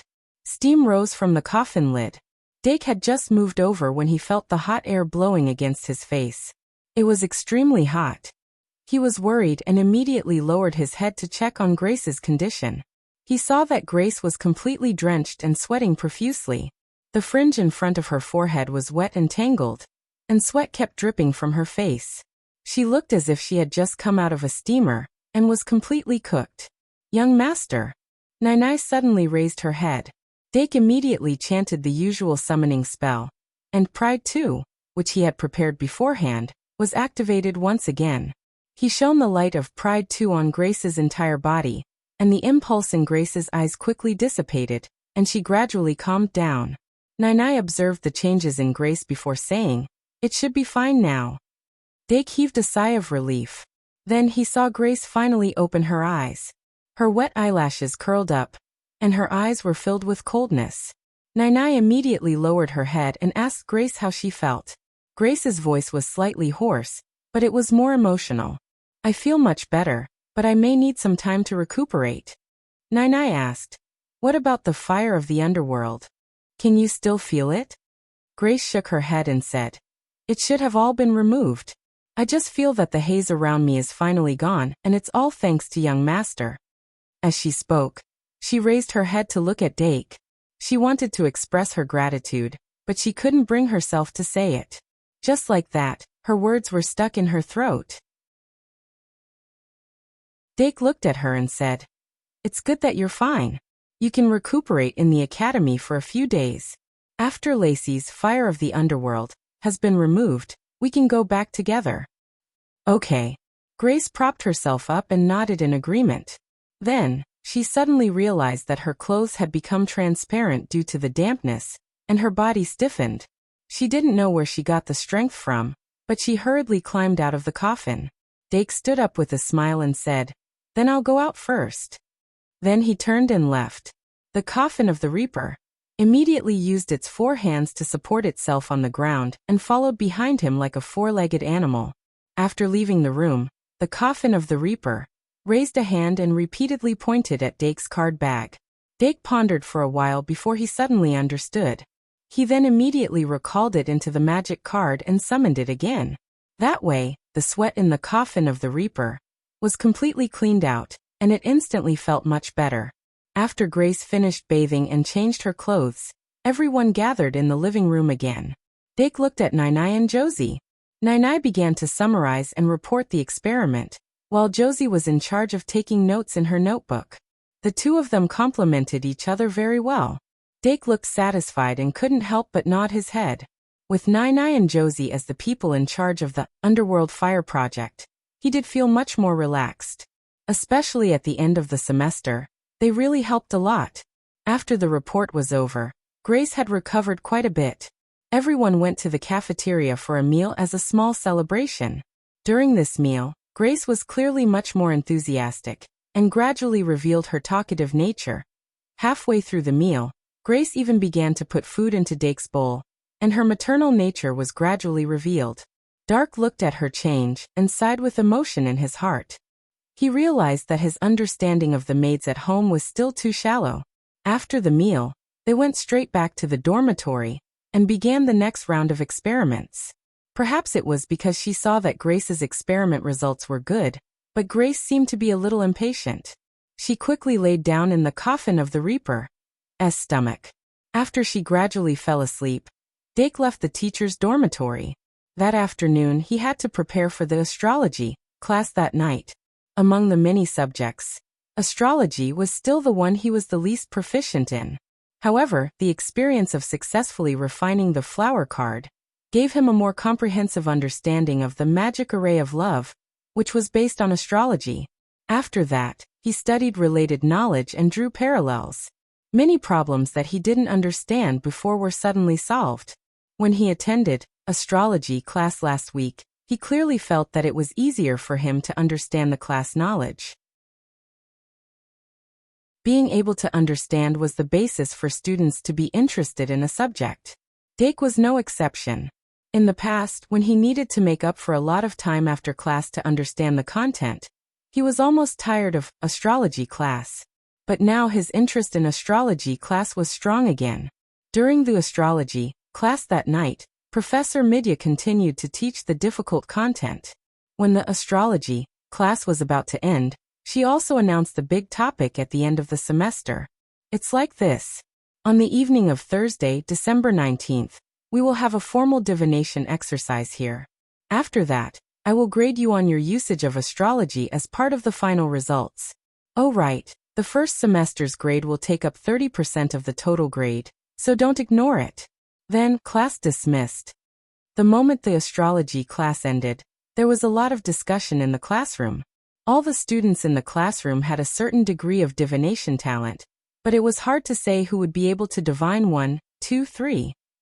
Professor Midya only said that she would grade according to the usage of astrology, but she didn't say the grading standard. It was hard to guess for a while. But just after class, Professor Midya got on her pumpkin carriage and disappeared in the blink of an eye. Obviously, she wasn't going to explain it to the students in detail. On the evening of the 19th of December? That's the last night of the semester. What should I divine? I have to think about it.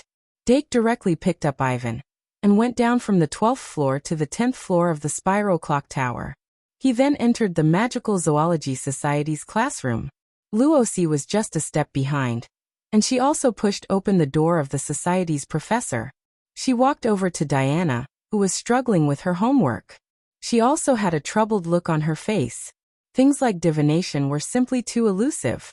If it wasn't for Eudora's talent, it wouldn't be easy to divine. Why are there more and more prophets in the world nowadays? It's not because they want to lie, but because they can only lie. Squeak!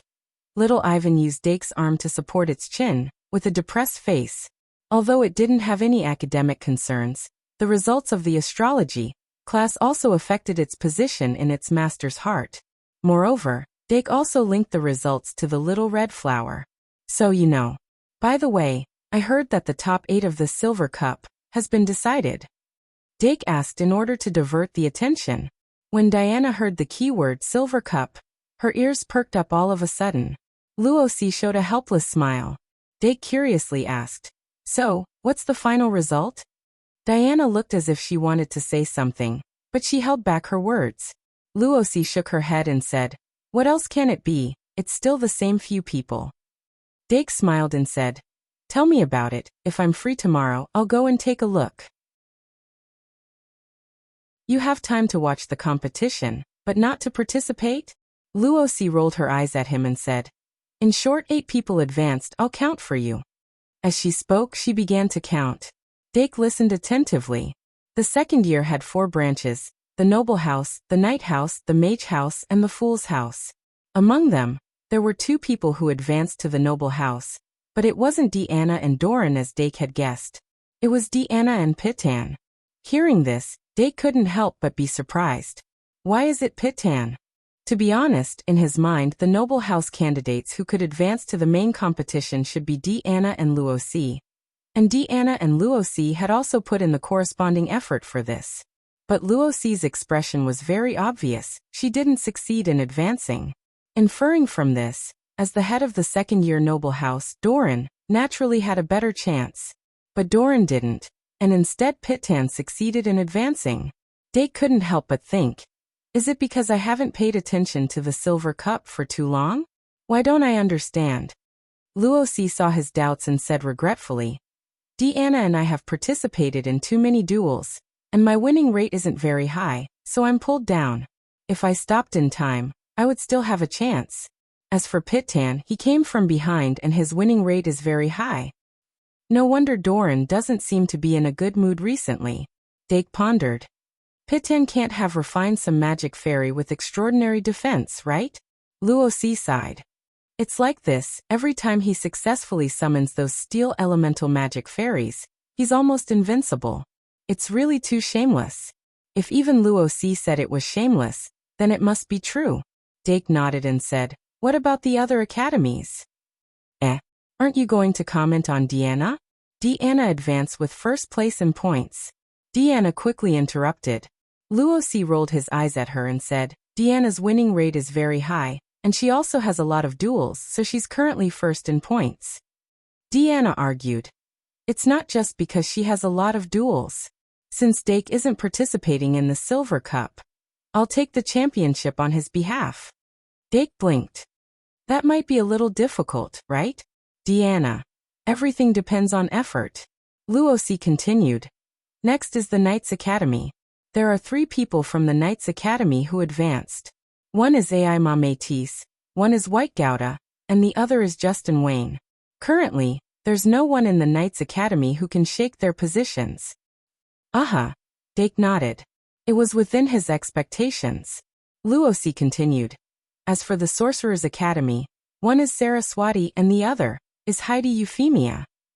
Dake asked, "What about the Fool's Academy?" Luosi said, "For the Fool's Academy, it's Vanessa Bolt." "So it's really Bolt?" Dake pictured Vanessa Bolt's face in his mind. Vanessa Bolt was the second-year provost of the Fools Academy. She looked ordinary with shoulder-length brown hair. Her facial features weren't exquisite, but they were gentle and pleasing to the eye. Her body, which wasn't very healthy, seemed to be showing signs of growth after entering the second year. Her final grades in the first year were only above average, but after she became the provost, she had improved significantly. In addition, she was also one of the 5 second-year students selected by Professor Ka Zayer for the alchemy class. Just this alone made people feel that she couldn't be underestimated. Now that she had advanced to the main competition as one of the top 8, it more or less proved her ability. Wait! Dake suddenly froze. So it seems that among the 4 second-year provost, Doran is the only one who didn't make it. +2/128+4. On December 1st, 1436 new monthly votes, less than 1,500. 4 new chapters have been added to the bounty, and 2 chapters have been updated. It seems that you're lagging behind, but the increase in the bounty has stopped.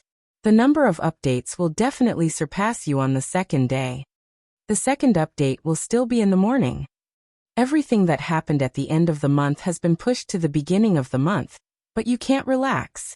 You have to maintain it. Once you relax, you'll start acting up.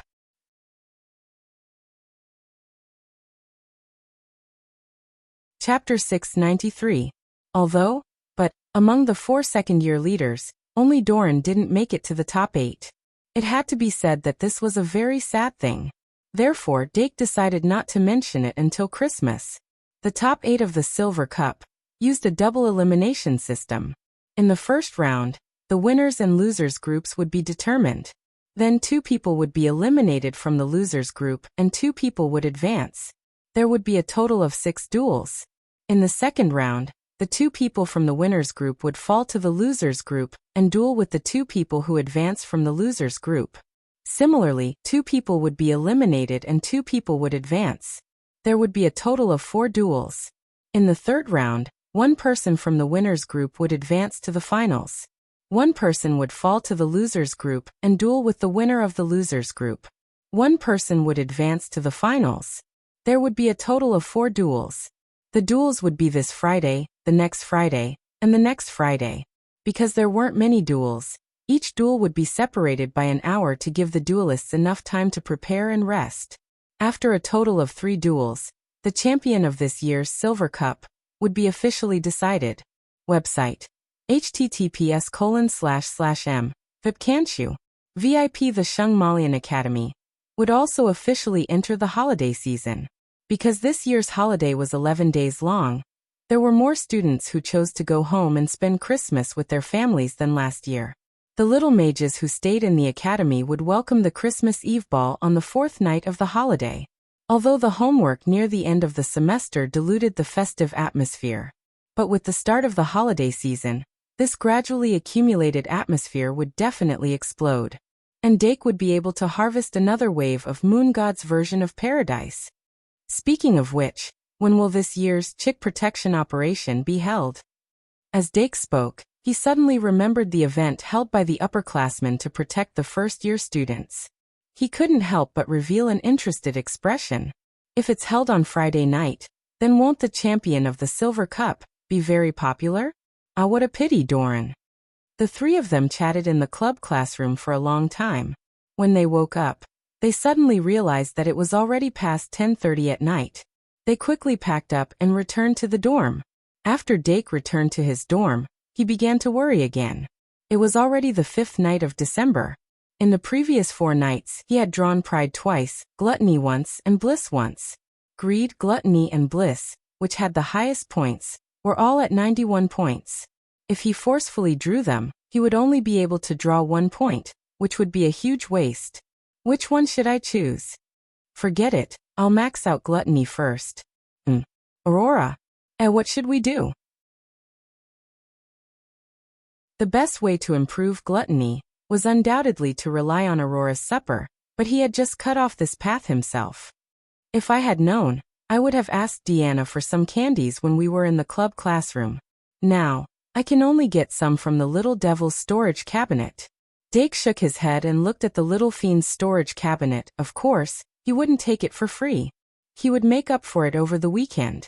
Of course, the little devil didn't have any objections.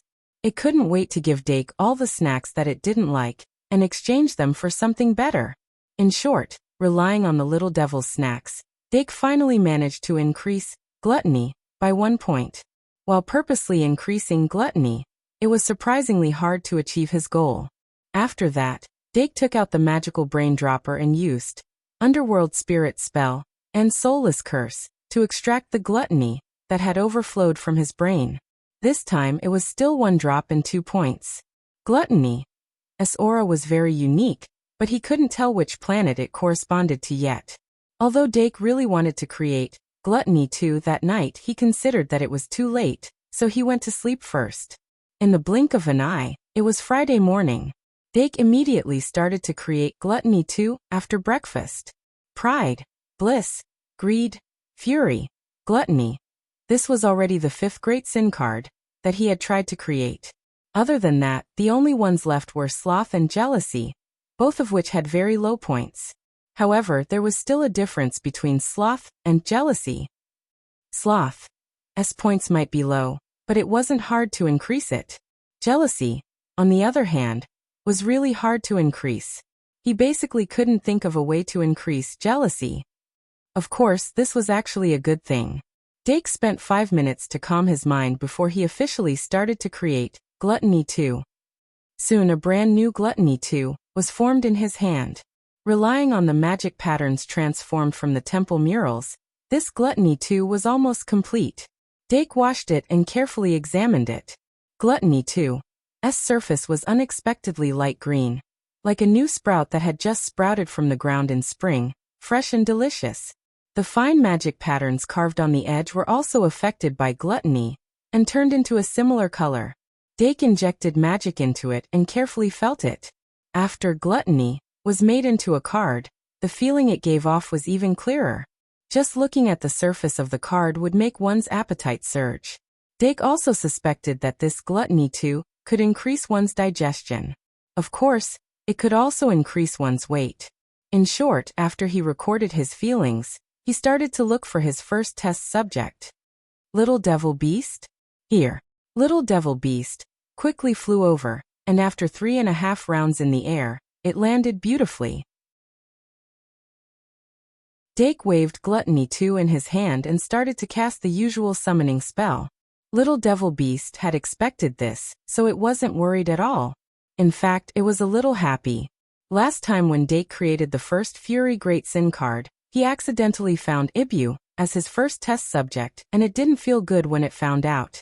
However, from the looks of it now, Little Ibu still couldn't be compared to Lord Little Devil Beast. Little Devil Beast raised its head proudly and received the light of Gluttony 2. In the name of Dake Dimming, I summon Gluttony 2. As the summoning spell was successfully cast, the surface of Gluttony 2 shone with a light green light, faintly landing on Little Devil Beast's face and body. It was like raindrops being absorbed by the soil, slowly seeping into its skin. Then, the faint light gathered on its forehead, and the skull emblem on its forehead was replaced by Gluttony 2's emblem. It wasn't a light green emblem, but a golden one. However, regardless of whether it was light green or golden, it was difficult to connect it with gluttony. Dake thought for a while and used photocopy to make a copy of Gluttony's Great Sin emblem. He was going to copy it into his notebook later. In the middle of Gluttony's emblem was an inverted concave, and above the emblem was an astronomical symbol that symbolized Venus. Female sign. Although female sign was more commonly used to refer to females, it did symbolize Venus in astronomy. In this world, Venus was a synonym for steel. Dake continued to check. Like the other great sins emblems, Gluttony's emblem had an English circle around it. Level 666 system. Beelzebub code. Gluttony below the emblem, in the inner circle of the emblem, were the words, Caution. Purgatory level 6, after translation, it read, Outer circle. Level 666 system. Beelzebub password. Gluttony inner circle. Warning. Purgatory level 6. Gluttony. As demon god. Fly King Beelzebub, the demon that causes diseases. Gluttony is ranked 6th in Purgatory. The planet that symbolizes gluttony is indeed Venus. Then envy is Mercury and sloth is Mars? Sloth is Mars and fury is Jupiter? Dake couldn't help but fall into deep thought. Now that the stars of the 7 great sins had all been revealed, the main attributes of each star could be roughly distinguished. So if I want to create a steel, elemental fairy, I need gluttony? If I add gluttony to the creation of a weapon card or an armed card, will there be an improvement? He could deduce many questions from one question. Dake had always been able to draw inferences about other things from one case. He picked up a pen and wrote down his thoughts so that he wouldn't forget them later. 10 minutes later, he stopped thinking and turned to look at Little Devil Beast. Little Devil Beast didn't do anything disturbing this time, but when it woke up, it would probably regret it, right? After 15 minutes, Little Devil Beast woke up. As expected, it sat on the ground full of snacks and started to cry. In front of it was an empty storage cabinet. Of course, there were only cries and no tears. When Gluttony 2's cooldown was over, Dake summoned Fantasy Beast, Ibu. The improved version of Great Sins 2 allowed Illusory Beast, Ibu, to obtain a new Surekill skill. Among them, it was an important skill that could change the situation. Thus, Illusory Beast, Ibu was the most important test subject. Upon hearing Dake's call, Ibukin immediately locked his storage cabinet. Then he solemnly placed the key in his palm and presented it to Dake. Dake wanted to laugh, but he held it in. He put away the key and took out Gluttony 2. He said gently, "It's about to begin. Are you ready?" Squeak. Illusory Beast. Ivan nodded with a serious expression. Dake pressed Gluttony 2 on its head and quickly summoned it. "In the name of Dake Dimung, I summon Gluttony 2. When the voice stopped, a faint green light shone on Illusory Beast, Ibu's body. The 3-star Illusory Beast, Ibu, did not evolve because of the level 2 Great Sins card. Its body did not change at all, but hunger gradually appeared in its eyes. Dake patted its head and focused his attention on Illusory Beast, Ibu's magic card. He only needed to inject a little magic power, and a message came back. Card name, Illusory Beast Ibu. Type, Elven card. Level, *****. Race, Bird Beast. Attribute, Normal. Magic power, 1300. Attack, 1300. Defense, 1300. Surekill skills, Circle Eyes, Imitation, Feast, Tea Party. Let me see, Receive and Wish have become Feast and Tea Party. Dake was shocked and couldn't help but look at little Ibu, who was climbing onto his leg. It seemed that even under the influence of Gluttony 2, Ibu still maintained a certain level of consciousness. It obviously remembered that it had given the key to the storage cabinet to Dake, and now it was trying to climb onto his body and steal the key. Dake simply carried it onto his leg, and turned it back to face him, using both hands to clamp it. Ibu couldn't move at all, and could only struggle to use its mouth and tongue to lick. Dake thought for a while, and asked Little Devil Beast to get an apple from Kettle, to stuff its mouth. Illusory Beast, Ibu's 2 new Surekill skills were unexpectedly both of them normal.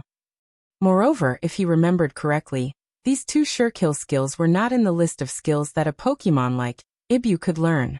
In other words, these were Surekill skills that it could not learn. But under the influence of Gluttony 2, not only did it learn them, but it also made adjustments to adapt to them. Dake was unfamiliar with these 2 Surekill skills, so he started from the beginning. First was Circle Eyes.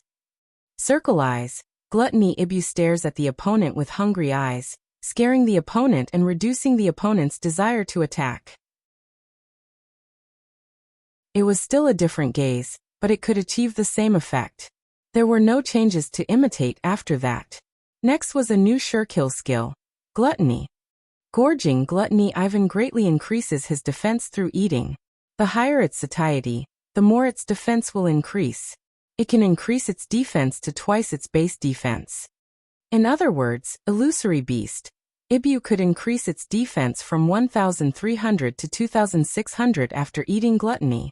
If this Surekill skill was used on a magic guiding fairy with high defense, it would be terrifying.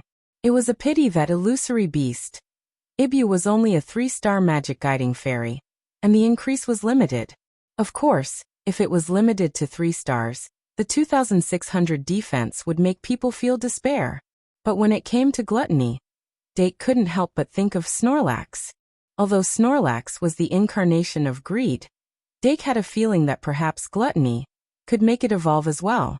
However, gluttony 2's level wasn't high enough. At least gluttony 3 could give it new possibilities. Dake continued to look at Illusory Beast, Ibu's last Surekill skill. It was also the field skill that he had been thinking about, but was now dumbfounded. Tea Party. Tea Party. Gluttony Ibu holds a tea party out of thin air. All targets on the field will feel intense hunger and thirst, and will finish all the food and water they have with them. It was hard to describe the specific effects of this Surekill skill, but it still seemed like a field skill that could change the environment of the field. It was just that it didn't have any buffs or damage. Moreover, was this really not a skill to increase the atmosphere? Dake couldn't help but think of the 2 Surekill skills that he had thrown out with Wishful Die. Could it really be an atmosphere skill? He raised his head and looked around, finally suppressing the urge to try the Surekill skill in the dormitory. After all, according to the description of the feedback from the magic card, once the Surekill skill was used, the magic elves in the dormitory would probably turn into gluttons and devour all the snacks and drinks in one go. That scene was like the end of the world. Let's wait for an opportunity.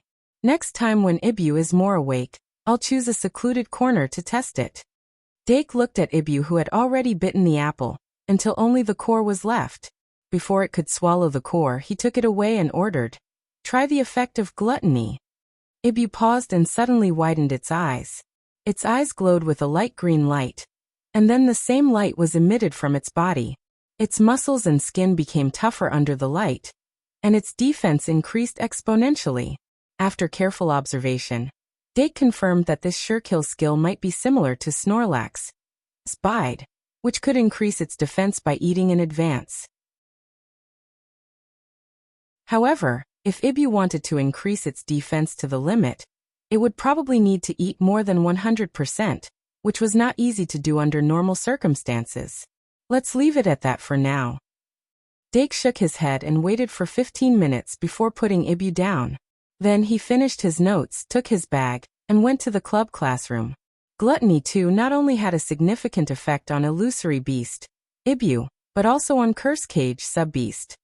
Therefore, the next test subject was Curse Cage Sub-Beast. When the Sub-Beast learned of the situation, it immediately jumped up and said, "GKD." Dake smiled and said, "The cooldown is not up yet."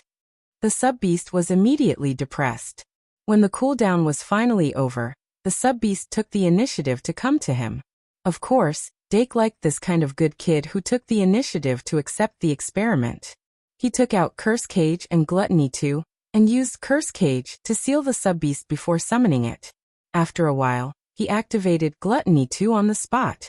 The familiar light green light lit up again.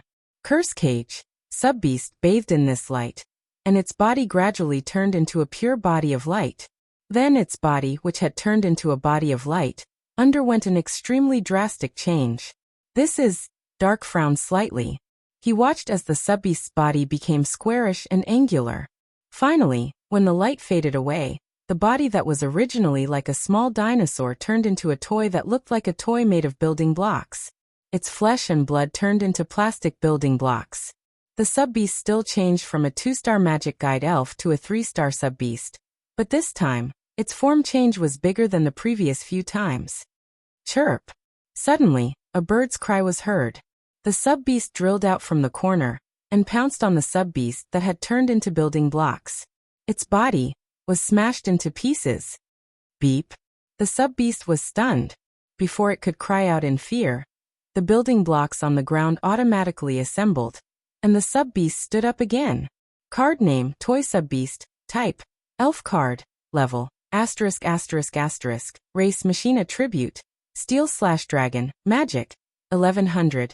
Attack: 1300. Defense: 1500. Ultimate skills: Toy Flame Bullet. Strange Flash.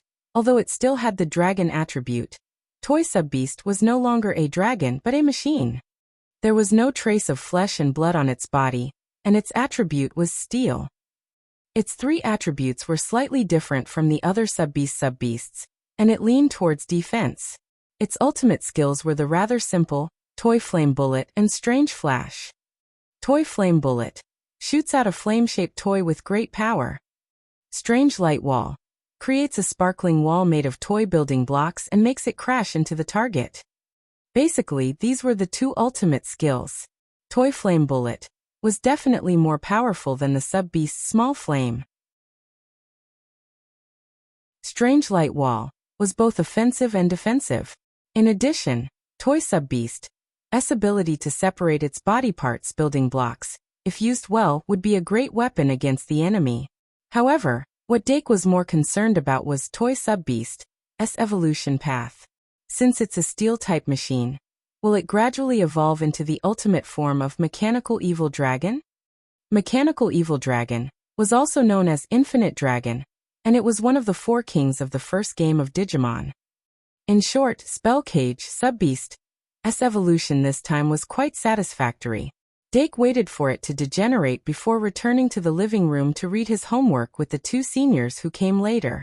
Although the alchemy project needed to be submitted at the start of the next semester, he did not have the habit of leaving his homework until the holidays. In fact, he had already pushed the secret tunnel exploration plan to the holidays, so he needed to settle everything before then. This way he would not have any worries. However, it was not easy to create a similar grade golem. Dake studied the notebook for half an hour before calling Meow Meow to experiment. After that, until lunchtime, there were not many results. However, considering the Silver Cup's opening ceremony in the afternoon, Dake temporarily stopped. On the first Friday of December, the busy students either went to Traveler's Street to pick up Christmas gifts, or went to the open-air arena to watch the Silver Cup's opening ceremony. The whole castle seemed to have awakened and was revitalized. This year's second-year students almost all went to the open-air arena. Dake held a book and sat between Luosi and Doran, quietly reading. Luosi specially brought a cheering sign, and Doran made a flag. Although he looked depressed, he did not forget to prepare cheering props for his friend. Anna and Pittan, who were in the top 8 of the Silver Cup, had already entered the contestants' passage and were now waiting in the contestants' lounge. Each of the 4 second-year academies had someone in the top 8. This caused the atmosphere between the academies to be hostile and hostile. However, without the duo of Doran and Pittan to lead them, the Noble Academy's momentum was undoubtedly weaker, and they could not beat the Knight Academy. Unfortunately, the strongest backbone of the Aristocratic Academy's second year, Dark Diamond, had chosen to give up on the competition. Furthermore, this year's Knight Academy had a total of 3 people who had advanced to the top 8. The Aristocratic Academy was indeed lacking in confidence. On the other hand, although only 2 people in the Mage Academy had advanced to the top 8, they were full of confidence. Obviously, their trust in Saraswati was still full.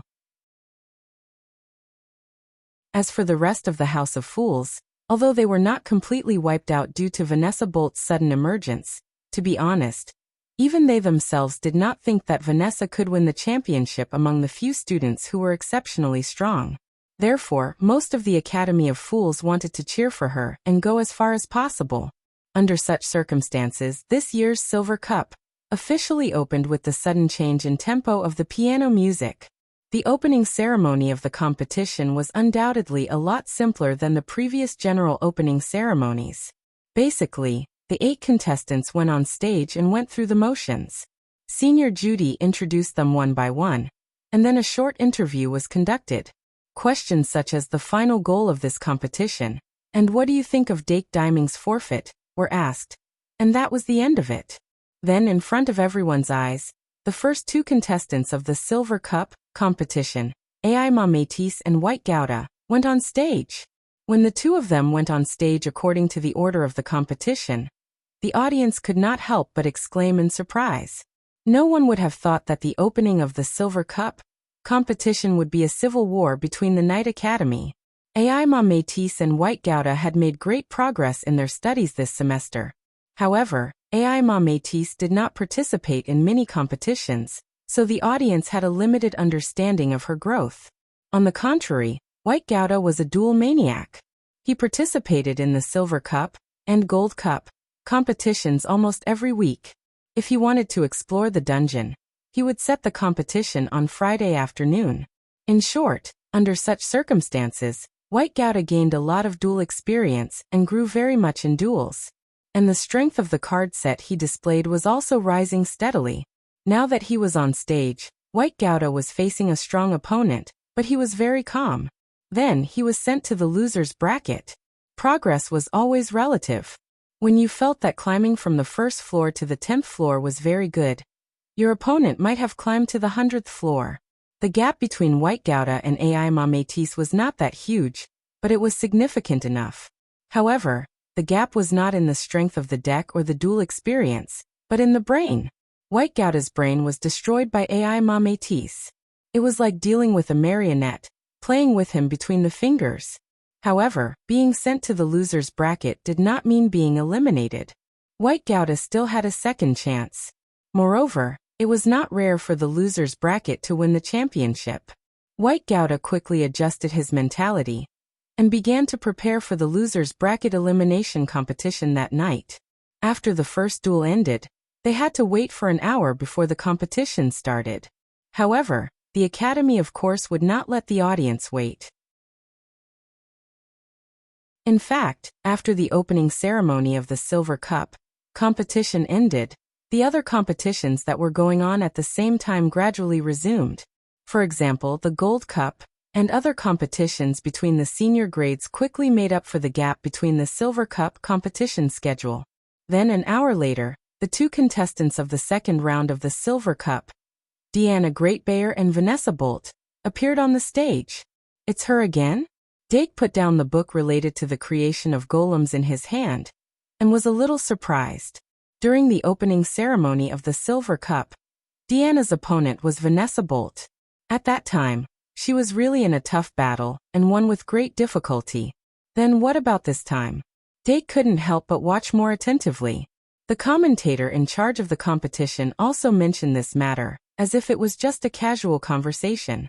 In the end, the duel between Vanessa Bolt and Deanna had more to watch. This duel was very exciting. Vanessa Bolt had grown in all aspects, and Deanna Greatbayer had also slightly made up for her own shortcomings. Both of them displayed extremely high standards in this duel that surpassed the standards of the second grade. In the end, Deanna defended the stage and successfully defeated Vanessa Bolt once again. However, this victory was more difficult than the previous one, so when she was interviewed, she still had lingering fears. After winning, Deanna returned to the ring and sat down next to Luosi. Then, she continued to watch the competition with Dake and the others. An hour later, the third round of the Silver Cup competition began. And this time, the two contestants were Pitten Carolo and Heidi Euphemia. Doran had just raised the small flag and was about to cheer for Pitten, but suddenly, it was as if his throat was being choked. This reaction couldn't be more obvious. For a moment, Dake was extremely curious about the progress between him and Heidi. But when he asked Doran if there was a dance partner for this year's Christmas ball, Doran still shook his head with a heavy expression. Dake immediately knew that there was no progress between them. Dolong usually looked carefree, but when it came to emotional issues, he was shy. He fantasized about a girl reaching out to him all day long, but when he really needed her hand, she would suddenly shrink back. It wasn't that he was a coward. It was just that he placed too much importance on it. 0 + 2 / 128 + 7. Damn it. Aho greater than over equal to mouth. Oh.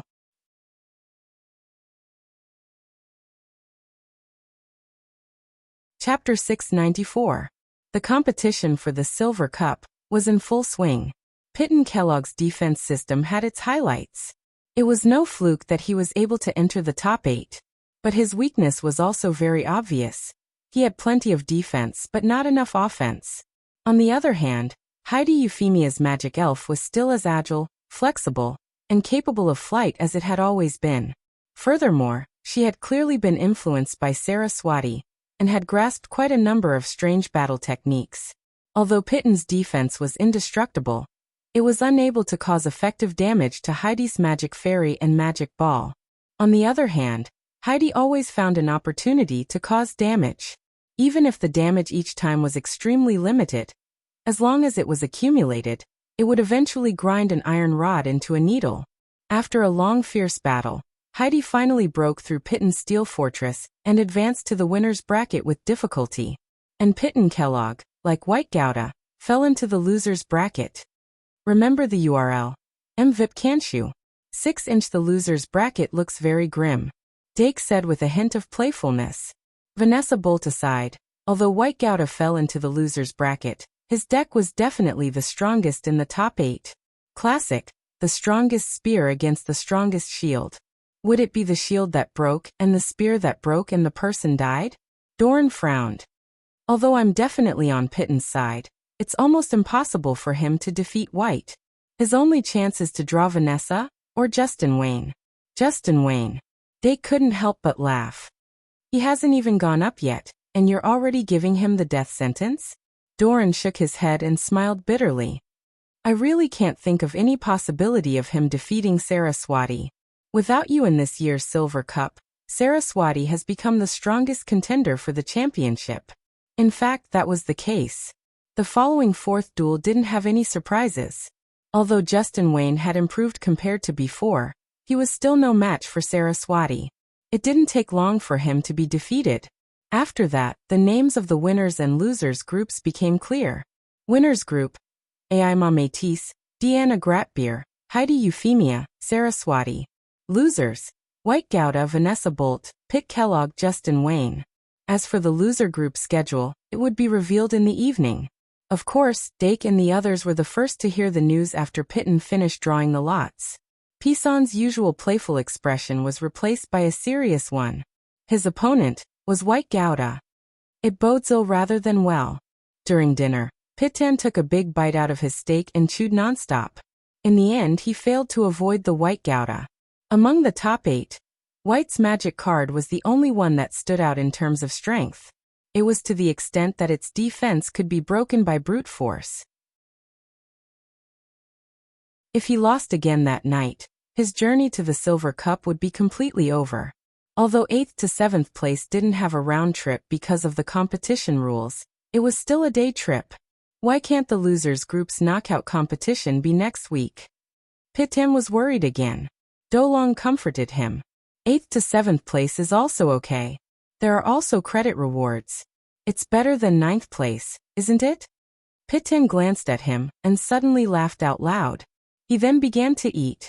Lunchtime could be considered pleasant. Pitten wasn't someone who was particularly focused on winning or losing. Even if he really did lose, he would have no regrets as long as he tried his best. After lunch, the 5 of them strolled around the castle to digest their food. With the arrival of winter, the weather was getting colder, and there was a hint of coldness in the castle. But the laughter of the students always dispelled this coldness. Walking around the castle, they could see the students taking out the flower cards from time to time. From examining it as a secret object to now taking it out to tease each other. There were subtle changes in all kinds of meanings. The night was hazy, and the glow of the sunset floated in. When the students once again entered the dueling arena, the sky was already completely dark. And the Silver Cup's losers group's knockout competition had just begun. Pitten Kellogg was the first contestant to go up in the evening, and he was about to duel under the spotlight with White Gouda. One of them was from the Noble Academy, the other from the Knight Academy. The atmosphere was tense as soon as they stepped onto the stage. But White Gouda's momentum was like a rainbow, while Pitten Kellogg was much more conservative. They were both in the losers group, but their situations were clearly different. And as the battle began, the nervous Pitten made mistakes in his performance, and White Gouda seized the opportunity to beat him up. When Victor sacrificed himself to summon the 3rd-tier magic guide fairy, Pixon's defenses finally collapsed and were completely breached. And White Gouda finally regained some morale after losing to Aima Métis. The second round of the losers group's knockout competition took place at 8 o'clock. Vanessa Bolt and Justin Wayne were both the steady type, and it was hard to find any flaws in their duels. But the result of their constant defusing was the ultimate competition. Justin Wayne had the advantage in the early stages, but in the later stages, Vanessa Bolt relied on meticulous planning to gradually recover from her disadvantage and win in the end. And Vanessa Bolt's victory undoubtedly made the Academy of Fools heave a sigh of relief. and cheers rang out incessantly. Although Justin Wayne was the second-year head of the Knight Academy, he was only ranked third among the second-year students. His defeat didn't cause too much of an uproar for the Academy of Knights. The students of the Academy of Knights all believed that White Gouda, who had a third-tier magical elf, would be able to easily defeat the students of the Academy of Fools. It wouldn't be a big problem. But today's competition had already ended, and they could only leave the suspense for next week. After accompanying Deanna and Luosi to watch the competition, Dake didn't stay in the duel arena anymore. In fact, he still had 2 more duels tomorrow, and he might need some time to prepare tonight. The first duel tomorrow morning was against a third-year senior from the Academy of Fools. It was just a warm-up. The second duel was the real show because he was going to fight against the former president of the Aristocratic History Research Society, Angus Jeffrey. Angus Jeffrey was now a 5th-year student. Dake had a duel with Angus when he was possessed by underworld fire, and he had a deep impression of Angus Emperor Penguin named Frost Emperor. Of course, the core of what Angus Jeffrey revealed in that duel was actually the magic elf card called Netherworld's Ice Coffin. That mere 3-star magic elf card was able to summon a 7-star magic elf, Frost Lich, from the card deck. This combo was very effective against lower-year students. If the Underworld Ice Coffin was drawn at the beginning of the duel, it could almost instantly kill the opponent. Even if it didn't work, the Frost Lich could be used as a sacrifice to summon a stronger magic elf. As for the 2 Underworld Steels that he used, Underworld Fire, to create, they should have been discarded long ago. In short, although Angus Jeffrey didn't study duels in the past, he wasn't weak. Although he didn't do it on purpose, it coincided with the nature of good preparation. The knowledge and resources that he had accumulated over the past 4 years should have allowed him to improve by leaps and bounds in the first semester of the 5th year. I hope he can surprise me, Dake thought as he adjusted his deck. That night, he drew 2 points from greed, which had naturally increased to 92 points, and went to bed early in order to maintain his condition. Before he went to bed, he casually refined Phantasmal Beast and Second Refinement. Then he accidentally refined a 3-star Phantasmal Beast, Ever-Changing Monster. With that, he now had 3 3-star Magic Beast, Multiform Monster cards in his deck. 3 Magic Beast Ibu cards. 3 Magic Beast Multiform Monster cards. These 6 Magic Elf cards were a jack of all trades. Any Great Crime card could be used to complement these 6 Magic Elf cards. The research on the Second Refinement could finally come to an end for the time being. On Saturday morning, the roof was covered in frost. Icicles hung from the roof, and the wind was bleak and piercing. Dake felt a little cold when he woke up, so he picked a scarf from the closet and put it on. I don't know if it will snow this winter. Dake walked to the balcony and looked up at the sky. Suddenly, he saw a small figure in front of him. He returned to his room and sat in front of his desk to wait for a while. Then the little devil beast flew back with breakfast. After it put down the basket, it dived into Dake's arms as if it was diving. It laid in his warm embrace and rubbed its wings. Dake slightly opened his jacket and wrapped it in it. Then he took out the newspaper from the basket and started reading. With Christmas approaching, the newspaper finally had some substantial content. Prince Charles, Princess Elisha, and the bishops of the Holy Church all appeared in the headlines as if they wanted to show their presence. What was different from previous years was that this year's Great Sage Daily had many more advertisements for the Citizen Duel Club. With the Shung Malian Academy as the endorser, the Citizen Duel Club had officially entered the eyes of the people. Duel simulation games were also gradually becoming popular. When Dake and Claire were chatting, they heard that many people in the noble circle were already addicted to it. There were even some people who wanted to hold a duel simulation game during Christmas and asked Claire for permission. These nobles had nothing to do. They were either gathering or playing all day long. Now that there was something they were interested in, it made a great contribution to the security of the royal capital. Of course, Claire decisively rejected those people's requests. However, she was considering whether the Citizen Duel Club should hold a Christmas duel competition. Competitions and prizes had always been the best way to promote games. Now the sales of dual simulation products were very impressive. At least, there was a certain amount of people in the royal capital. There was no need to worry about people not participating in the competition. As soon as the simulated duel was launched, it was very easy for people to compare it to the Magic Duel. What's more, the major organizers of the Magic Duel competition couldn't let go of a day like Christmas. There were several amateur and professional competitions in the royal capital. If the Citizen Duel Club forcibly intervened, they might have to face the encirclement of the organizers and fans of the Magic Duel competition. The competition pressure wasn't small. But with pressure came motivation. If they wanted to make the duel simulation big, they needed to go against the flow. Therefore, Claire already had the intention to hold a Christmas duel festival. After Dake finished his breakfast, he put the magic elves into his card one by one. Then he took the alchemy class notebook and walked to the open-air duel arena. His first match was after 9 o'clock in the morning, so he wasn't in a hurry. For him, it was just a change of place to read. But for his opponent, third-year Lydia Emerson, it wasn't so easy. It was a long story.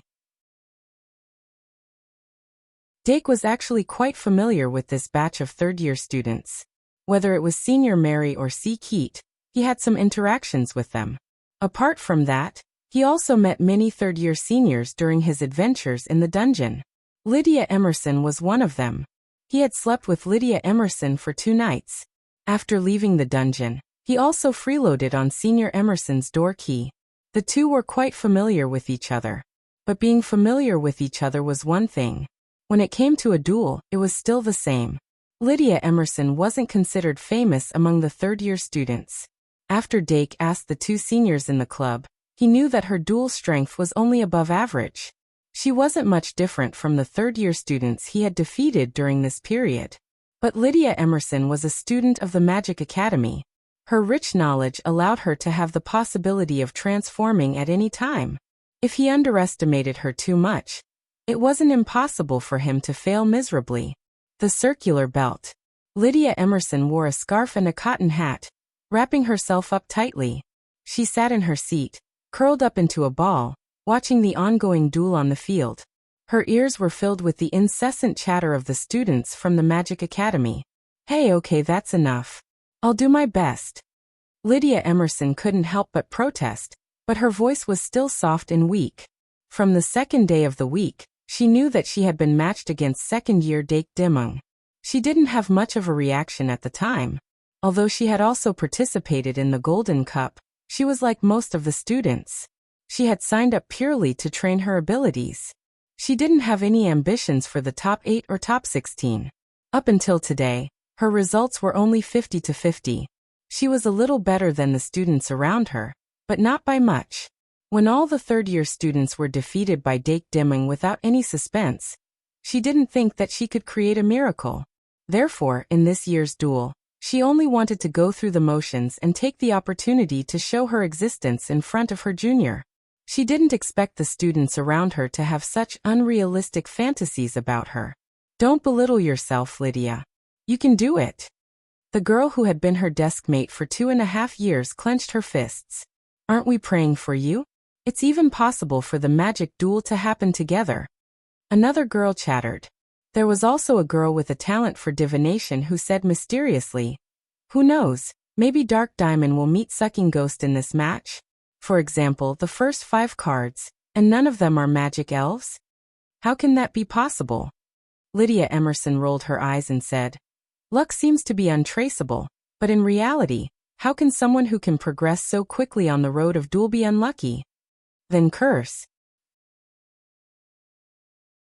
Another girl blinked at her and suddenly said, "I recently found a way to make a curse doll from a book. Do you want to try it?" Lydia Emerson was speechless. "Oh, okay," Lydia Emerson said. "It's too late to do it now. I have to go on stage and prepare." As she spoke, she put down her legs and followed his body. Then, she quickly fled into the background of the chattering. For someone who can casually loot treasure chests in the dungeon, luck?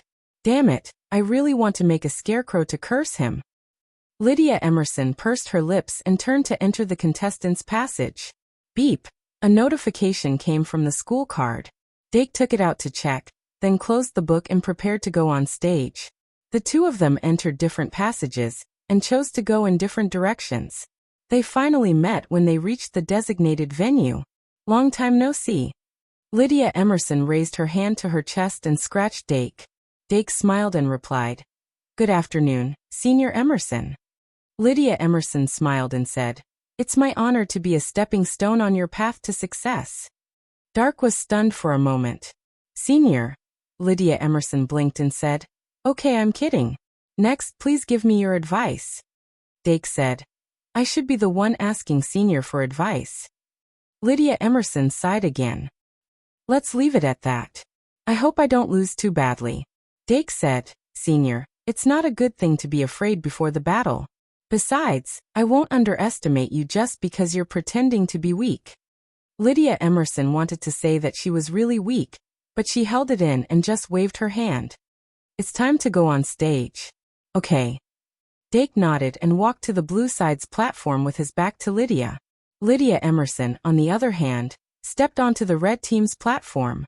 There was no loudspeaker outside the venue, so it was fine to speak casually. But when the card table was activated, every word would be heard by the public, so they had to be careful with their words. There had been a lot of students who had died because of their loose tongues. Lydia Emerson put the prepared cards into the card slot and activated the card table. On the other side, Dake did the same. As the preparation stage projection appeared above the venue, the spectators who were watching them stopped talking. And in the ring, Angus Jeffrey and Stuart Phone had also entered the dueling hall. Angus Jeffrey and Dake Diming's duel was scheduled for 11 o'clock in the morning. But since Dake Diming had a duel at 9 o'clock, he couldn't miss it. And after last week's duel, Stuart Phone was valued by Angus Jeffrey and would often be by his side. Although Stuart Phone was reluctant to be so close to Angus Jeffrey in public due to his recent scandalous reputation, he was one step closer to his goal now that Angus Jeffrey had taken him seriously. So he was actually feeling very conflicted. But sometimes, a person didn't have much choice. He couldn't refuse Angus Jeffrey's invitation. That would make all his efforts go to waste. And as the two of them took their seats, Stuart Phone looked up at the contestant stage. He glanced at it and muttered, "A duel without any suspense." One was a third-year student from the School of Magic whose name he didn't know, and the other was a super newcomer who had recently defeated him. The crushing difference in strength would make the duel less exciting. He didn't want to waste time here. But Angus Jeffrey said, "Don't be too impatient. Patience is something I lack the most, but now I know how precious it is." Stuart Phone nodded slightly and replied, "Okay." Angus Jeffrey then said, "Dake Diming will undoubtedly win this duel, but according to the order of the cards he has, we might have a chance to see something he hasn't shown. And these things will provide the foundation for me to defeat him." Stuart Phone's eyes flashed, and he couldn't help but ask, "What are the chances of winning?" "I've never calculated that kind of thing," Angus Jeffrey sneered. "I never thought that I could be so terrifying when I'm serious. You don't know how much progress I've made in this semester. Defeating a mere Dake Diming is only the first step. I'll wash away all the humiliation of the past in today's duel.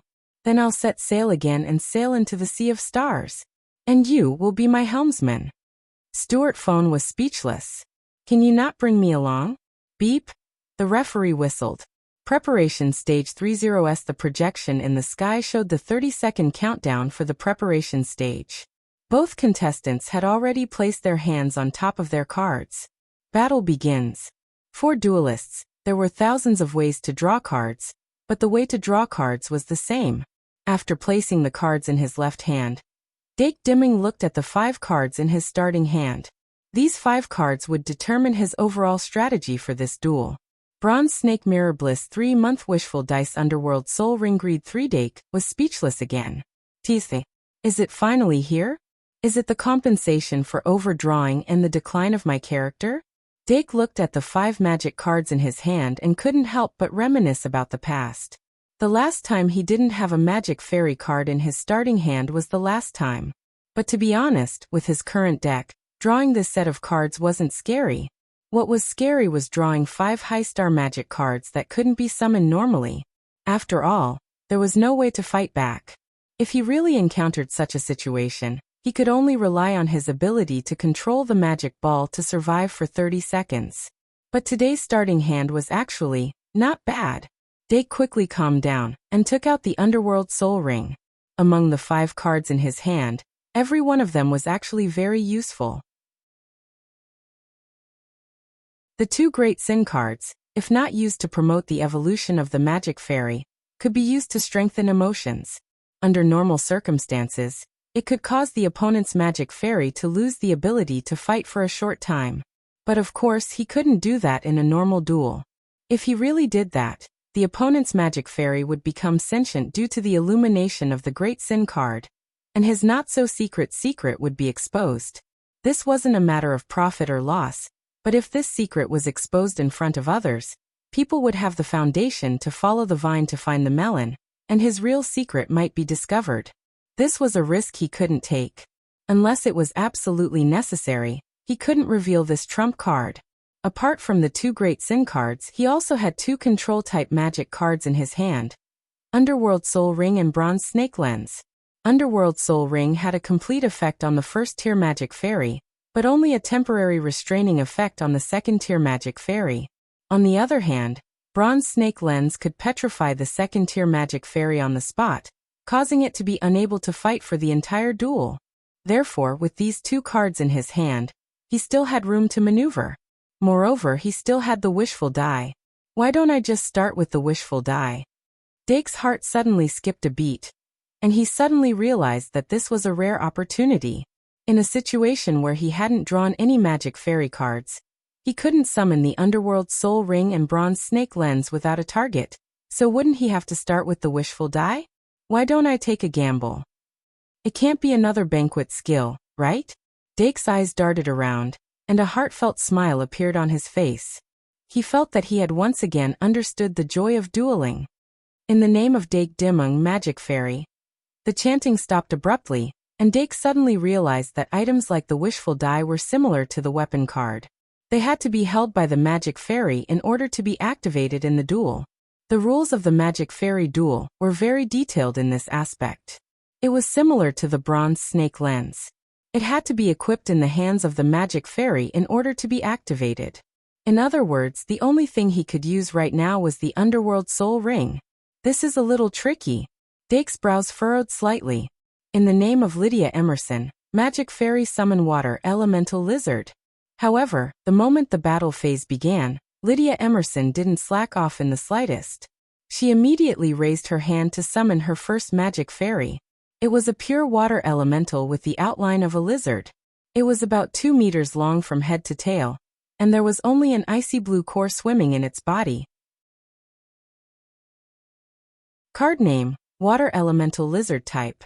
Fairy card level. Race: Elemental Type Attribute.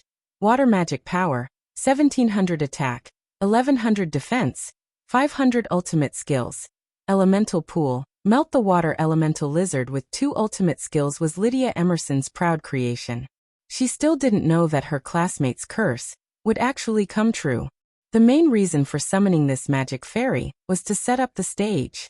Water Elemental Lizard, turn into a pool. The moment the command was given, the Water Elemental Lizard reacted. Its 4 legs began to melt from the bottom into liquid, and its entire body sank, forming a pool. The elemental pool had a diameter of 4 to 5 meters once it spread out. As the Water Elemental Lizard's body completely melted into it, only a pair of eyes remained floating on the surface of the water. The elemental pool expanded to a diameter of more than 10 meters, but it was still slowly expanding. The elemental pool in nature would expand due to the increase of the water elemental. The ultimate skill of the Water Elemental Lizard must have the same effect. Lydia Emerson gave a few instructions, and the Water Elemental Lizard stretched out its tail from the pool and quickly sucked the red magic ball into the water. Although the elemental pool didn't look deep, and the water was extremely clear, and the magic ball couldn't hide at all, at least the resistance of the water could resist some damage. Probably. Dake held the only usable Underworld Soul Ring in his hand, and his brows furrowed slightly before quickly relaxing. 30 seconds wasn't a long time. If he wanted to use the trash talk tactic at this time, it would be over in a flash. But Dake didn't do that. He looked at Lydia Emerson's water elemental lizard, and even smiled. If all of Lydia Emerson's magic spirits were of this type of water elemental, then it would be amazing. Then, as long as he pulled the magic ball into the air, wouldn't he be invincible? Of course, this situation wasn't realistic. Sure enough, although she was puzzled as to why Dake didn't do anything, Lydia Emerson still began to summon her second magic spirit. In the name of Lydia Emerson, I summoned the water elemental eagle. The water elemental with the outline of an eagle appeared with a long cry. The dense water elemental energy in the field caused the elemental pool on the ground to rapidly expand to a diameter of nearly 20 meters. Under Lydia Emerson's command, the water elemental eagle suddenly swooped down towards the blue half. 10 seconds. Although danger was approaching, Dake was still calm. He narrowed his eyes at the rapidly approaching water elemental eagle and calculated the time it would take for it to hit the magic ball. Then he fiercely released his magic, and just as it was about to hit, he controlled the magic ball to fly into the sky. At that moment, the water elemental eagle fell to the ground due to inertia. Half of its body turned into liquid, and then it quickly reformed and rushed towards the blue magic ball. It was only at this moment that Lydia Emerson realized that Dark might not have any usable cards in his hand. Chance. This thought suddenly flashed through her mind. But unfortunately, there wasn't much time left. The first round was already more than half over. 5/128 plus 8. Yesterday's update plus 2, reward plus 1. For the past 2 days, I've suddenly been stuck. I've been staring at the computer, but I can't write anything. I've been staring at the computer for 24 hours a day, but there are always ups and downs. Look at how I'm getting back on my feet.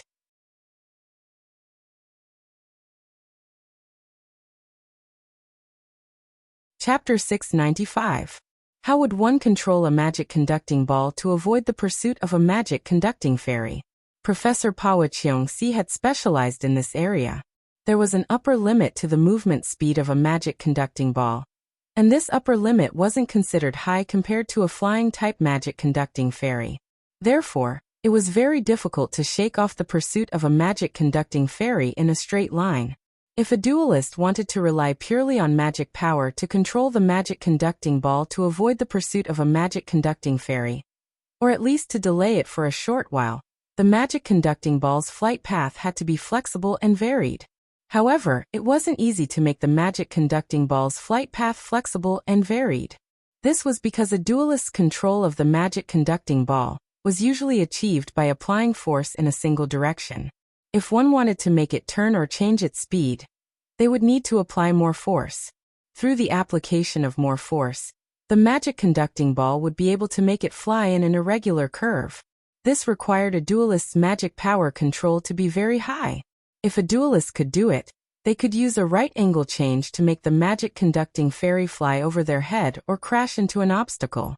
Website: https://m/vipcanshu. VIP. This was the advantage of the magic conducting ball. Objects would have inertia when flying at high speeds, but the duelist could use one or more force to make the magic conducting ball change direction in an instant. On the other hand, it was extremely difficult for a magic conducting fairy to change direction while flying at high speeds, especially when most of the magic conducting fairies only had an intelligence level of 2.0.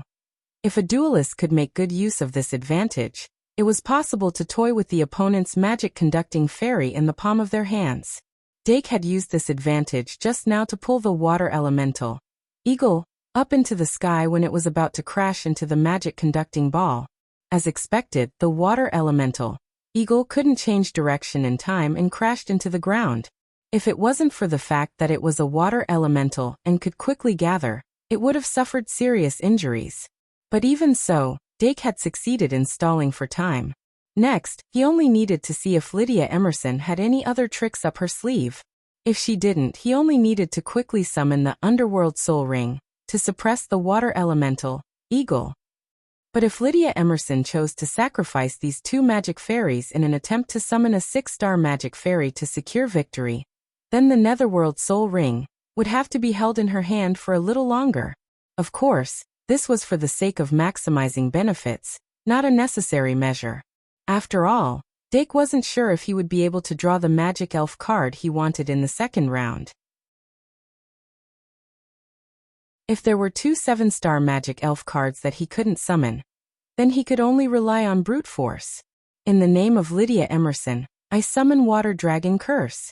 However, Lydia Emerson didn't stop moving, nor did she sacrifice a high-star magic elf. The moment she realized that Dake Dimming might really encounter the Ghost Whip, she immediately took out the Water Dragon Curse from her card and activated it on the spot. The Water Dragon spell was considered a spell card among magic cards, and it could only be fully activated in an environment with a high concentration of water elements. Lydia Emerson had used the standard water elemental deck, and every water elemental summoned would make the water element in the air thicker. The Water Dragon Curse would be enhanced in an environment with a high concentration of water elements. The power of the Water Dragon summoned wouldn't be inferior to the sure kill skill of a second-tier magic elf. Thus, with a dragon's roar, the water elemental lizards, elemental water pool, surged with waves. Then, a large amount of water rolled up and condensed into a dragon in the blink of an eye, charging towards the blue cube ball in the air. Dake suddenly frowned, and the pressure on him multiplied. In the next moment, he activated the Underworld Soul Ring, without hesitation. In the name of Dake Dimming, I summon the Underworld Soul Ring. A thick collar with 2 widths appeared in front of the blue cube's platform. Go. With a light shout, Dake Dimming pointed his finger, and the Underworld Soul Ring suddenly disappeared. When it reappeared, it was already tied around the neck of the Water Elemental Eagle. At this moment, the Water Elemental Eagle was only a meter away from the blue cube ball. Dake's Underworld Soul Ring clamped down on it in time, and with a pull it stopped its attack. After that, no matter how the Water Elemental Eagle struggled, Dake waved his hand again to control it. The Underworld Soul Ring dragged the Water Elemental Eagle in front of the blue cube ball, and it crashed into the huge water dragon formed by the Water Dragon Curse. Roar. The dragon's roar resounded in the air, and the Water Elemental Eagle completed its role as a meat shield, and was instantly crushed by the water dragon. The first wave of the water dragon's momentum was blocked, and the second wave's strength was directly weakened. Dake controlled the magic cube ball to dodge again, and he seemed to be doing it with ease. And amidst the splashing water, he finally succeeded in dragging the first round. Dida. Battle Stage 2, 30s. The moment the new round began, Dake quickly drew a card. I finally made it. His expression was calm, and when he drew the card, his fingers were still steady. But on the red side's platform, Lydia Emerson's brows were deeply furrowed. When Dark Diamond finally summoned the Netherworld Soul Ring, but didn't leave the bound Water Elemental Eagle as a sacrifice, she had already deeply realized that her classmate's curse had come true. However, she didn't grasp the opportunity and let the opportunity that was closest to victory slip through her fingers just like that. Don't worry, there might still be a chance. Lydia Emerson took a deep breath and reached out to draw a card. In the second round, she drew 2 more magic cube cards. Under the situation where she did not use the 5 cards in the first round, Dake might not be able to draw a magic cube card that he could use. Although it was not in line with the goal of a duel to rely on the opponent's ghost to obtain victory, Lydia Emerson also had a hidden desire to win in the depths of her heart. Now that there was hope, she did not want to miss it. But the opportunity could not be missed, and it would not come again. The moment Dake drew the 2 magic cube cards, he had already seen the cards clearly. Illusory Beast, Ibu, Trash Slime. If God had already handed you the golden apple, and you could not even hold an apple, then God would probably write a disclaimer on the apple. Dake controlled the magic cube ball to avoid the water dragon's pursuit, and immediately drew out Illusory Beast, Ibu, and raised it high. In the name of Dake Dimming, it's decided to be you, Illusory Beast, Ibu. The white light released from the card illuminated the blue side of the platform. Illusory Beast, Ibu flew out from the summoning light, and suddenly crouched down, barking at the water dragon in the air. After successfully avoiding the water dragon's pursuit, the blue magic cube ball, under Dake's control, swooped down and came to a sudden stop behind Illusory Beast, Ibu. Dark was finally able to fully concentrate on his commands. Ibu use catch. It was still a sure kill skill. Receive. Illusory beast. Ibu. S body suddenly emitted a white light, and then it turned into light. From the white light vortex, the second illusory beast, Ibu stepped out. Roar.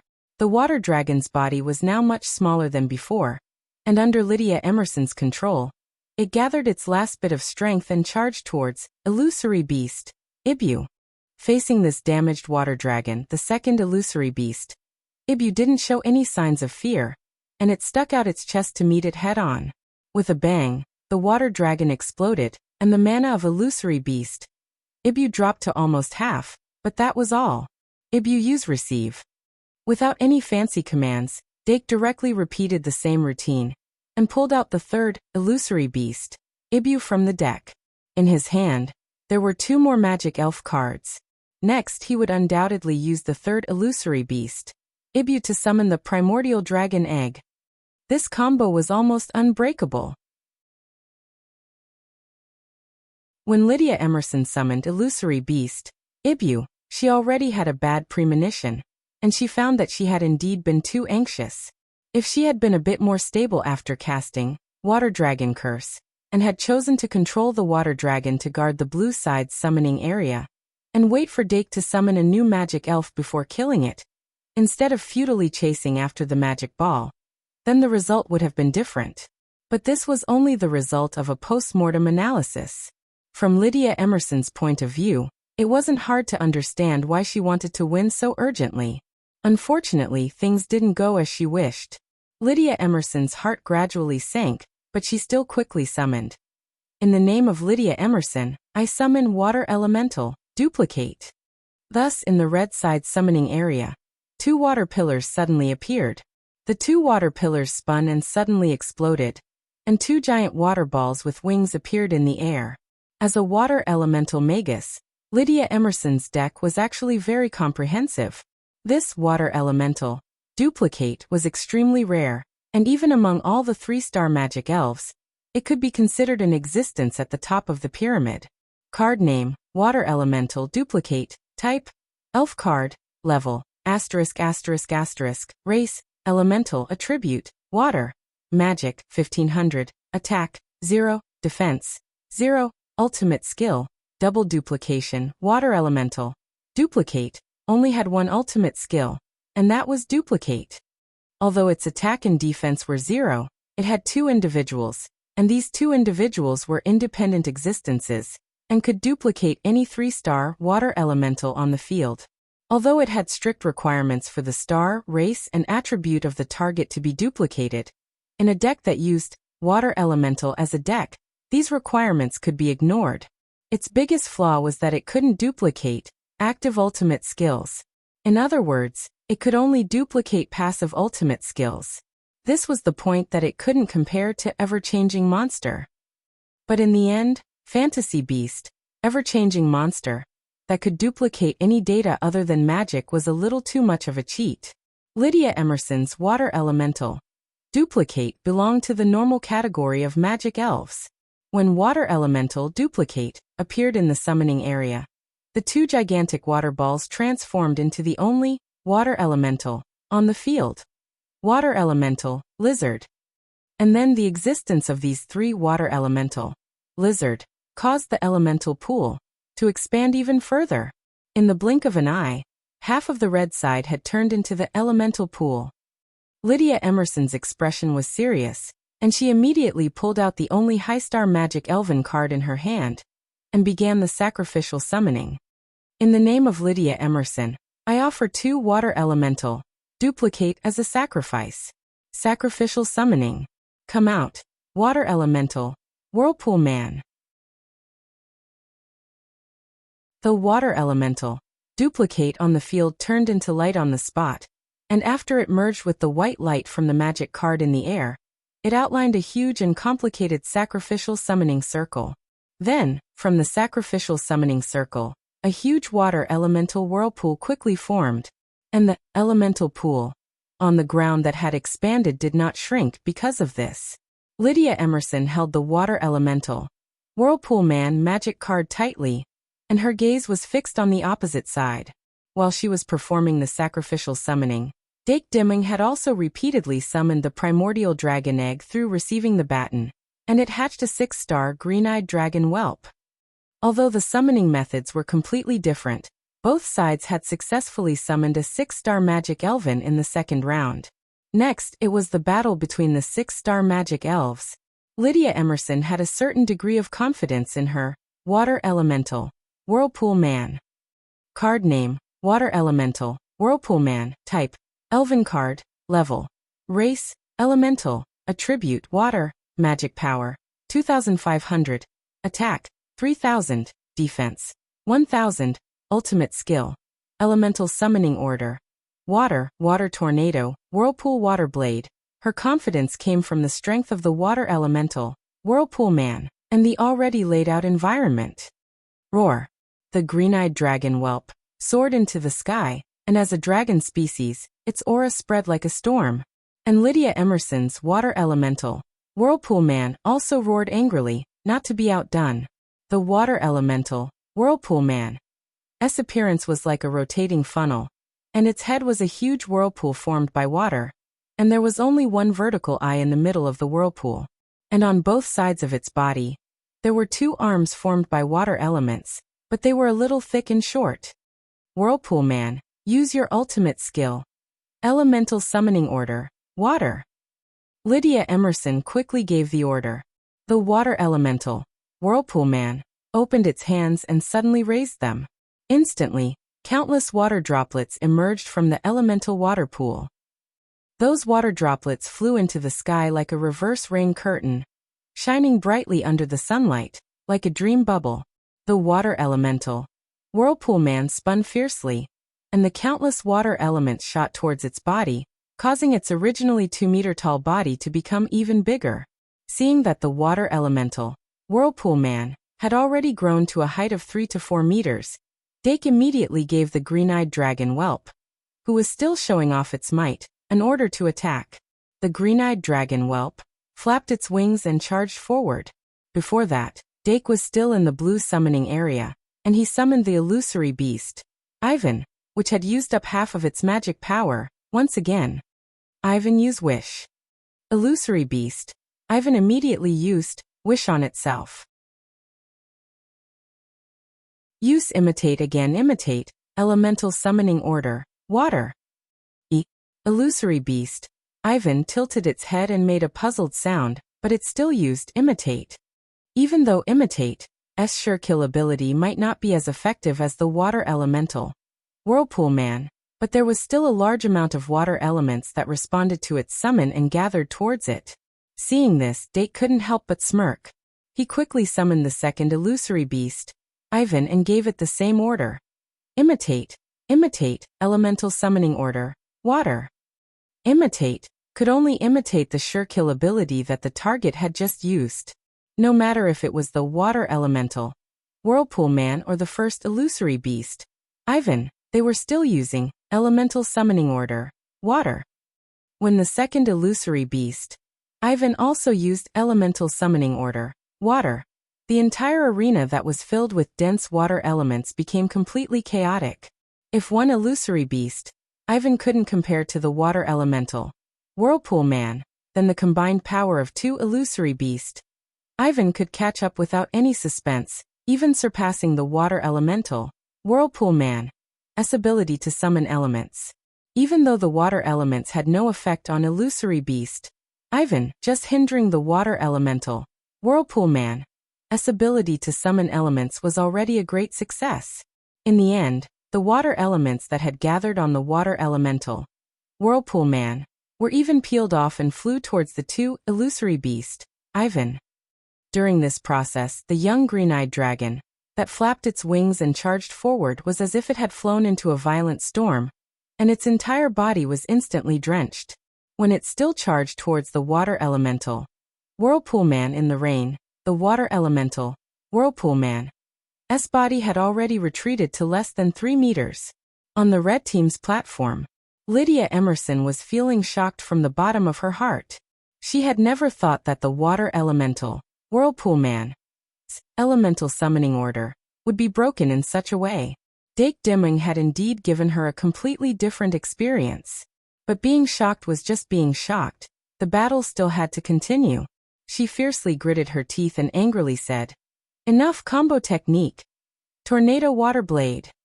The water elemental, Whirlpool Man, that was blinking its single eye frequently and its entire magic elf was somewhat sluggish, suddenly woke up and subconsciously used the combo technique of Water Tornado, plus Whirlpool Water Blade. Its body started to spin again, and the speed of its spin was even faster than before. Following that, countless water blades shot out from its body and actually cut the young green-eyed dragon's dragon scales apart. Then, in the violent water element environment, it completely turned into a huge tornado and swept towards the young green-eyed dragon that was nearby. The young green-eyed dragon knew that it wasn't good and wanted to dodge, but the water elemental, Whirlpool Man's high-speed rotation created an extremely strong suction force that actually made it unable to retreat. Hiss! The young green-eyed dragon was sucked into the tornado that was filled with water blades, and its entire body was covered with wounds in an instant. It then roared and tried to use its claws and tail to attack the water elemental, Whirlpool Man, but the countless water blades that shot out from the center made it difficult for it to succeed. Light Spirit Hall. Until Dake's voice sounded, the young green-eyed dragon suddenly raised its head and used Light Spirit Hall. As the light ball that rose into the sky exploded, the glowing wings floated down from the sky, and the entire red half of the zone was shrouded in a holy radiance. And with Light Spirit Hall, the young green-eyed dragon was no longer afraid of death. It broke its reverse scale in the tornado, and the blood-like radiance covered its entire body, making it furious. The second round had already ended. The players from both sides were observing the situation as they drew their cards. Lydia Emerson's expression was tense, and she quickly lowered her head to look at the two magic cards that she had just obtained. Immediately, she was overjoyed. Without hesitation, she took out one of the magic cards and summoned on the spot. "I'll activate the ultimate skill, Water Elemental Eye, from my hand, and summon the Water Elemental, Beholder, with the Water Elemental Eye." The next moment, a small water column rolled up in the red summoning zone covered by the elemental water pool, and a water elemental creature with a huge eye drilled out from it. Card name, Water Elemental, Beholder. Level, Race, Elemental. Attribute, Water. Magic Power, 2200. Attack, 2500. Defense, 600. Ultimate Skill, Water Elemental Eye. Elemental Water Cannon, Elemental Charge. Water Elemental Eye. When the concentration of water elements in the place is high enough, the Water Elemental Eye can be summoned without any sacrifice. The method of relying on Elemental Eye to specially recruit high-star magic elves had long been written into the textbooks. Lydia Emerson was very lucky to have refined one. However, after summoning Water Elemental, Beholder, she did not stop moving. A long battle would not benefit her at all. She had to seize the opportunity to win while there was still a chance. She took out a backup card from the remaining cards in her hand and immediately said, "Beholder, charge the Whirlpool Man." The water elemental, Beholder, suddenly widened its eyes. From the elemental water pool, under its feet, water elements were continuously absorbed and transformed. Then from the huge eye, a dark blue ray was shot directly into the body of the water elemental, Whirlpool Man. The water elemental, Whirlpool Man's water blade wall was broken by the young green-eyed dragon, and its spinning momentum suddenly slowed down. The arrival of this elemental charge was like sending charcoal in the snow, causing its spinning speed to instantly recover, and even releasing more violent water blades. The young green-eyed dragon's dragon scales were instantly shattered, and its magic power plummeted. Shio! Immediately after, the water elemental, Beholder, shot out an elemental water cannon that penetrated the dragon's body that had shattered dragon scales. The young green-eyed dragon was completely destroyed without using dragon egg transformation. But in fact, in this environment, even if it successfully used dragon egg transformation, the dragon egg would be instantly shattered. In fact, there was no difference. Good. Lydia Emerson suddenly clenched her fists, and her eyes lit up with confidence. Dake Dimings, young green-eyed dragon, had never left the stage since it first appeared, but she did it. But in addition to the excitement in her heart, she suddenly felt that something was wrong. Yes, Dake Dimming was too quiet. Noticing this, Lydia Emerson suddenly raised her head and saw that Dake Dimming on the blue team's platform didn't seem to be in any hurry. She wondered what it was thinking. After a moment, at the place where the young green-eyed dragon fell, a blazing light suddenly gathered, and the glowing transparent dragon's body stood up again under the horrified gazes of Lydia Emerson and the entire audience. The circular belt. Angus Jeffrey, who was staring intently at the stage, suddenly clenched his fists. Stuart Phone said in surprise, "What's going on?" "It's an arena skill." Angus Jeffrey's voice was extremely low. "When I was watching the battle earlier, I had been thinking about the arena skill released by this dragon.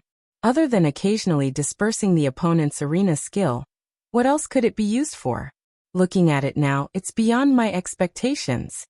Fantasy Beast, Ibu, Primordial Dragon Egg, Young Green-Eyed Dragon, Light Morning Hall, Young Green-Eyed Dragon, Spiritual Body, Primordial Dragon Egg, an unsolvable summon, an unsolvable reincarnation.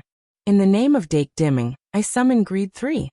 Under the illumination of the dark blue light, one of the Fantasy Beast, Ibu bathed in this light, and under the light of evolution, transformed into a petite magic fairy with a light blue body. Fantasy Beast, Icy Ibu.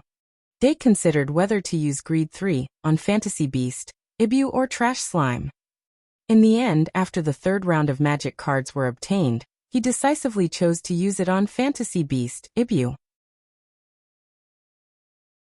This was because the two new magic cards that he added to his hand were Pride, Curse Cage, Little Demon. Today's luck wasn't very good. These two new cards didn't have much use other than summoning Zombie Tyrannosaurus. Dake casually picked up another Bliss 3, Moon, and prepared to evolve the other, Fantasy Beast, Ibu into Fantasy Beast, Ibu. As for the last Fantasy Beast, Ibu, he still kept it and didn't want to evolve it into Fantasy Beast, Ibu the Sun. After all, Pride was very precious and could be kept as a precaution. When the second illusionary beast, Evu, evolved into Illusionary Beast, Moon Evu, Illusionary Beast, Ice Evu had already crossed half the field and pounced towards the Water Elemental, Beholder, in the Elemental Pool. Water Elemental, Devil, was still recharging its energy. Its ultimate skill, Elemental Water Cannon, had a very short cooldown and could be used repeatedly. However, when Fantasy Beast, Icy Ibu pounced on it, the surrounding temperature plummeted and the surface of the elemental pool quickly froze. Ultimate skill, Hailstorm. Just as Dake Diming's voice sounded, Fantasy Beast, Icy Ibu used its Ice-type field skill, Hailstorm.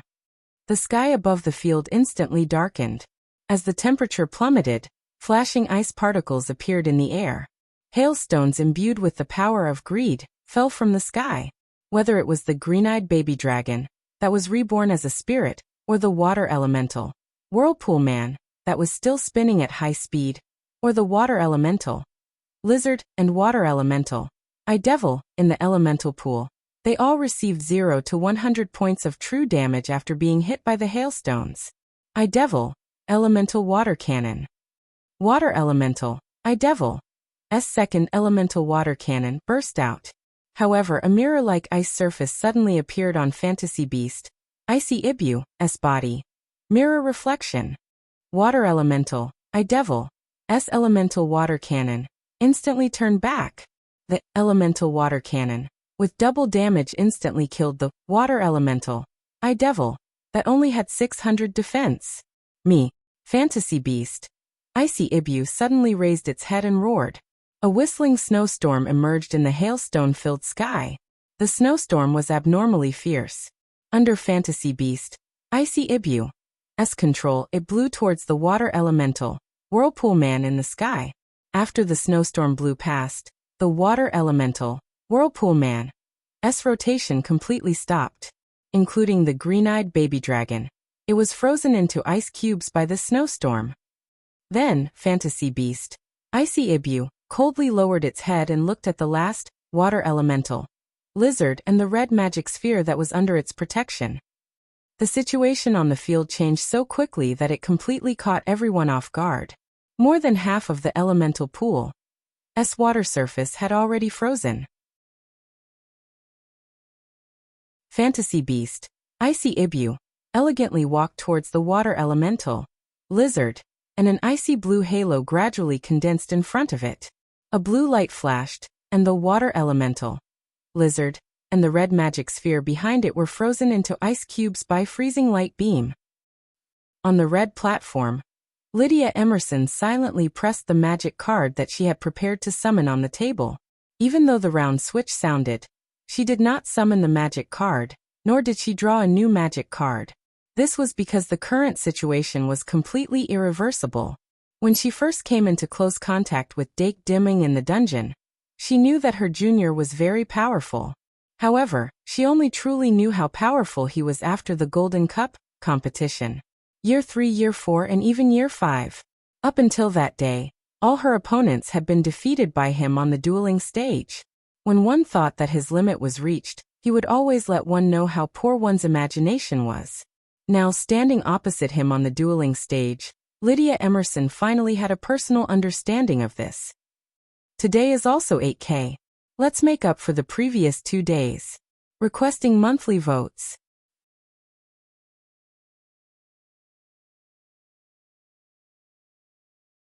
Chapter 696. This duel was filled with all kinds of surprises. However, the final result seemed to be within his expectations. Lydia Emerson had a chance before, and that was when she was the closest to victory. But whether it was regretful or not, the result of this duel was already set. The frozen magic conducting ball could no longer escape, and whether the duel ended or not depended on whether magical beast. Frozen Ivan wanted to break the magic conducting ball's life enchantment. Beep! The referee's whistle finally sounded. Phantasmal beast, Frozen Ibu didn't delay. After it successfully froze the red cube ball, it immediately attacked the life barrier. And then, the life enchantment of the red magic conducting ball shattered on the spot, and the referee announced Dake Diming's victory. It was only when the duel ended that the audience stopped to reflect and suddenly realized what might have happened at the beginning of the duel. Remember the URL, MVIP can't you? VIP thus, some discussions quietly sounded amidst the cheers. Strange openings were nothing new for any of the duelists who were often active on the stage. Although the duelists would try their best to reduce the probability of drawing as much as possible during the construction stage of the deck, as long as there were too many high-star magic elven cards or magic, items, and mystic cards that couldn't be linked, this situation would inevitably occur. But the probability of this happening was very low. Not to mention the duelists themselves, even the opponent wouldn't be able to predict it. This meant that as long as the duelists were calm enough during the strange openings, they could buy some time at the beginning because the opponent might not be able to react in time. Dake Dimming encountered such a situation. Of course, there were also some duelists who were inclined to attack at the beginning of the duel. If they didn't have a corresponding countermeasure, then they could only blame it on their bad luck. Therefore, there was a saying in the dueling circle that no duelist was eternally undefeated. Lydia Emerson quietly exhaled after putting away the magic conducting card. No matter who won or lost, this duel was over. Dueling with someone who was much stronger than you was actually very stressful. She actually admired Dake for being able to remain calm when facing a senior. Regardless of whether it was in terms of strength or psychological quality, this junior who was 1 year younger than her was far superior to her. At this time, as a magnanimous senior, she should give her junior her blessings. Lydia Emerson said softly, "You're still better than me, junior." Dake adjusted the magic card in his hand and replied, "No, to be honest, I almost lost." Lydia Emerson said, "I feel even sadder when you say that." Dake, huh? Lydia Emerson then smiled and said, "I really hope to see you, who won against me, advance all the way. Have you ever thought about winning the Golden Cup?" Dake. "All right, let's talk about something else." Lydia Emerson's lips curled up slightly. "If there's a chance, let's work together again in the dungeon." Dake replied, "I look forward to it." What an uncute official answer. Lydia Emerson smacked her lips, waved her hand, and walked off the platform. The platform really wasn't a good place to chat. Any inappropriate remarks would be magnified at special times. Historically, there had been many duelists who'd said the wrong thing on the platform and been caught red-handed, ruining their reputations. Dake also left the platform after that. But he didn't leave the dueling hall, because he had another duel coming up. At 11 in the morning, he would face a fifth-year student, Angus Jeffrey. Angus Jeffrey was still pondering at that moment. He crossed his fingers and propped up his chin, squinting in thought, as though he were thinking about how to break Dake's system in a duel and defeat him. That should have been a very normal scene. However, Stuart Phone, who was sitting beside him, keenly sensed a trace of treachery. He frowned as he looked at the side of Angus Jeffrey's face, and could vaguely make out a trace of darkness lingering. This made him feel a little uncomfortable. If his relationship with Angus Jeffrey was really good, he would have asked him about his health and told him not to stress himself out because of the upcoming duel. If his body broke down, everything would break down. In short, something like that. But of course, he couldn't have a close relationship with Angus Jeffrey. So at this time he just frowned slightly and didn't care anymore. Dake, who came out of the dueling hall, went to the contestant lounge. He specially chose an empty lounge, and began to replenish the magic power of the magic card.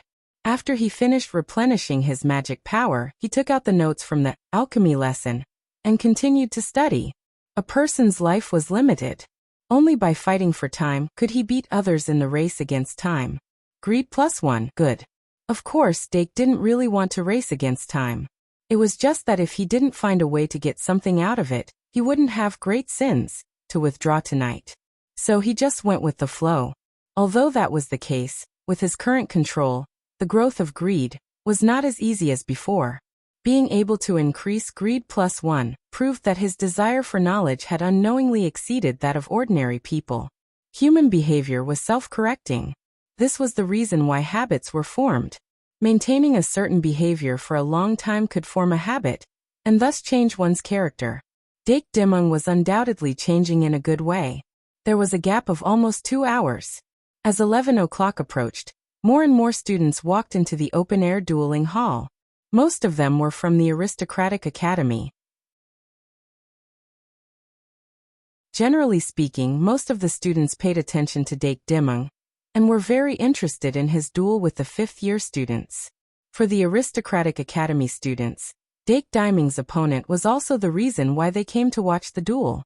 Angus Jeffrey, although he had stepped down from the stage of this era, the influence he had left behind in the past had not disappeared. And today, as Dake Dimung continued to defeat the higher-year students in the Golden Cup, the reason why Angus Jeffrey had become a laughingstock seemed to have faded. Although the real reason for Angus Jeffrey's fall was because the current president, Edwin Clarissa, had taken over, the catalyst for all of this was his defeat in the duel with Dake Dimung. This was the main reason why he had become a laughingstock. After all, Dake Dimung was only a first-year student who had just finished his first year of school. For a fourth-year student who had boasted of his excellence to lose to a first-year student was indeed embarrassing. But what if that first-year student was too much of a supermodel? Perhaps it wasn't that Angus Jeffrey was too weak, but that Dake Dimung was too strong? This time, the process of the Golden Cup seemed to prove this theory. If what Lydia Emerson said was true and Godak Diamond continued to make great strides in the Golden Cup, even a fifth-year student would not be able to stop his winning streak. Then Angus Jeffrey would be able to clear his name. Although this method of clearing his reputation might not be acceptable to him, it was indeed a possible outcome. However, Angus Jeffrey did not wait for his reputation to be cleared. He challenged Dake Dimung. Was this an opportunity to turn things around? Or was it an unplanned move? If he was lucky enough to win this duel, what changes would it bring to him? If he was defeated again, what kind of impact would it bring to his reputation? Other than being called a laughable weakling, would he also be labeled as overestimating his own capabilities? What was Angus Jeffrey thinking? The aristocratic academy students were eager to witness this. What will the final result be? The current president of the Aristocratic History Research Society, Edwin Clarissa, leaned lazily on the chair with his hands casually placed on both sides of the chair. He was not worried about whether Angus Jeffrey could make a comeback. The nature of the Aristocratic History Research Society determined that when he wanted to be the president, Angus Jeffrey could only stand aside. Even if Angus Jeffrey unexpectedly won this duel, he would not be a threat to him. The most he could do was to use the momentum gained from this victory to establish a new sect. It's the 5th year now. There's only a year and a half left before graduation. It's time to think about his ZZ future. Edwin Clarissa guessed in a low voice. If he graduated in the current situation, Angus Jeffrey's ZZ value would become very low. Even if his father was a senator, he would not be able to attract too many capable and influential fans. Perhaps this was the reason why Angus Jeffrey did not try to clear his name, but chose to take the initiative to challenge him. Today's duel should be a very important turning point in Angus Jeffrey's life. As for the second-year students of the Aristocratic Academy, most of them were watching with a supportive attitude. Dake Deming versus Angus Jeffrey, there was no need to say who they supported, right? However, the other party was still a senior of the Aristocratic Academy. They could not show too much support, so they just cheered him on verbally. Doran and Piston sat together and discussed in a low voice. Doran's mood was still quite relaxed. Probably because Piston was eliminated on the first day of the Silver Cup competition. The two of them felt like brothers in the same boat. I heard that Dake didn't get a magic elven card in his duel with the third-year senior. It seems like his luck today isn't very good. Doran could not help but guess. Piston said, "After bad luck comes good luck. A person's luck won't always be bad. Maybe Dake will get a lucky draw in his duel with Angus Jeffrey?" "I hope so." Doran nodded. "Although losing to a 5th-year senior is a very normal thing, I still don't want him to lose." Piston nodded and said, "I really hope he can keep winning. If that's the case, this year will become the year of legends." Doran shook his head. "That's too difficult. Unless Dake gives up midway like he did in the Silver Cup. In the later stages. I mean, if he can enter the main competition, his opponents will definitely be the 5th and 6th years. No matter how strong he is, compared to the seniors, there's still a gap." Piston said, "That's true, but we will always hope for a miracle. Maybe it's just like what happened to Dark this morning. Those senior brothers and sisters also encountered the ghost whip during their duel with him?" Let's continue to talk about Angus Jeffrey," Doran said. Piston nodded and suddenly said, "Speaking of which, does Angus have a grudge against Dake?" Doran was puzzled. "Why do you think so?" Piston said mysteriously, "I heard that Angus Jeffrey was kicked out of his position as president because he lost to Dake in a duel." Dolong shook his head and said, "Although this matter is true, victory and defeat are commonplace in the military. Besides, it was a normal duel in front of the public. Angus Jeffrey wouldn't be so petty, right?" Piston shrugged and revealed a funny smile. "Maybe. Otherwise, why would he challenge Dake?" Doran said, "If he lost, he wanted to win it back. One day, I will challenge Dake again." Piston smiled and shook his head. Although he didn't think that Doran would be able to surpass Dirk one day, wasn't it a kind of courage to challenge someone stronger than himself? When the time came, he would definitely support Doran. Then he said, "According to what you said, Angus Jeffrey definitely challenged Dake with the mentality that he could win. Then, isn't Dake's chances of winning this round are slim?" Doran said, "Angus Jeffrey has a lot of resources. It's not impossible for him to improve by leaps and bounds." Piston said, "It's difficult." Doran's eyes suddenly lit up. "Look, Dake's up." Behind him, Deanna's energetic cheers suddenly rang out. Asterisk, caret omega caret. Asterisk, caret omega caret. Asterisk, caret omega caret. Asterisk. As soon as Dake walked out of the contestants' passage, he could faintly hear Deanna's voice. He closed the book in his hand and looked in that direction with a smile. Sure enough, he saw Deanna waving her sign vigorously. Then he turned back and strode forward. As he approached the stage, Angus Jeffrey was also approaching. The two walked opposite each other, their eyes meeting. Dake suddenly frowned. He could feel the malice in Angus Jeffrey's eyes. When he reached the contestants' platform, he couldn't help but stop. Angus Jeffrey also stopped below the contestants' platform. The two didn't follow pre-match etiquette and shake hands in the middle of the stage. Angus Jeffrey was below the blue platform. He sneered at Dake, then quickly turned and walked up the stairs.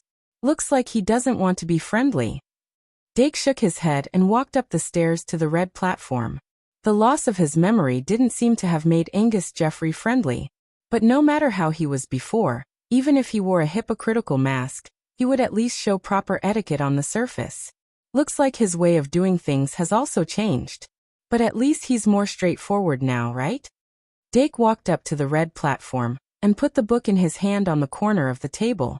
He then took out a deck of cards from his card pack, inserted them into the card slot, and activated the card table by injecting magic. Then he raised his head slightly and looked at the other side with a slightly more serious expression. If that's the case, let's see how difficult it will be to deal with Angus Jeffrey after his transformation. Angus Jeffrey had also activated the card table. He had originally planned to say a few words to Dake before the start of the match, so that he could enjoy the sweet fruits after the victory. But the trump card that Dake inadvertently revealed in the duel with Lydia Emerson made him realize that his chances of winning weren't as high as he had expected. It wasn't that he didn't have a way to deal with the young blue-eyed dragon, but he suddenly realized that after so many probings, he still hadn't been able to dig out all of Dake Diming's trump cards. He couldn't be sure what other trump cards Dake was hiding, unless Dake was also hit by a ghost in the duel with him. But of course, he couldn't really pin his hopes on that. What he needed was to defeat him fair and square, and not win by luck. Thinking of this, Angus Jeffrey suddenly raised his head. A thought flashed through his mind, and his thoughts became radical. So what if he really has a lot of trump cards? Every single one of my magic conducting cards is a trump card to him. His eyes brightened, and his confidence reappeared. With a sudden force, he pressed the card into the card slot. Shuffle the cards. The card table was activated, and the cards were automatically shuffled. The referee blew his whistle, reminding both players to get ready as soon as possible. The audience outside the arena also stopped their discussions and focused their attention on the match. The upperclassmen of the Aristocrats Academy were surprised when they saw this scene. Angus Jeffrey actually held back? What on earth made a person who was usually more talkative than anyone else become like this? Stuart Phone, who was sitting alone in his seat, furrowed his brows. He didn't care whether Angus Jeffrey won or not, but if Angus Jeffrey lost to Dake Dimming in this duel again, he would have to think about how to deal with Angus Jeffrey's anger. How troublesome. Stuart Phone's eyelids were half closed and he looked gloomy. The players in both hands didn't communicate at all during the preparation stage. Even the audience outside the arena who didn't know what happened between the two could more or less see that the atmosphere was not right. However, the love and hatred between the duelists was the spice of the match for the audience. With the desire for gossip burning, the atmosphere in the audience seats became even more lively. And this duel between the second years and the fifth years began under such an atmosphere. Preparation stage, 30s. When the 30-second countdown for the preparation stage appeared on the projection above their heads, the atmosphere in the arena instantly became tense. Both players drew their cards at the same time. Dake Dimming stood on the red player's platform, and his expression was more serious than when he was dueling with Lydia Emerson. His magic surged, and the speed of his thoughts gradually increased. The first thing he did was to look at the 5 cards in his hand. This duel could only have one result. Minus, Trash Slime, Greed 3 Scabbard, Weapon Form, Bliss 3 Month, Greed 3, Trash Slime, and Scabbard. It seems that the goddess of luck has been reborn and opened her eyes. Dake flicked 2 fingers and pulled out the Scabbard from his hand first. Among his 5 cards, Trash Slime and Scabbard could both be evolved using Greed 3. Choosing which magic guide spirit to evolve would result in 2 completely different paths. If he chose Scabbard, he couldn't sacrifice it after it evolved into Double Scabbard. Then in the first round he could only use Double Scabbard as the foundation to deal with Angus Jeffrey. However, although Double Scabbard was a 6-star magic guide spirit, it only had 5-star attack and defense. Other than it being split into 2, it was essentially the same as Scabbard.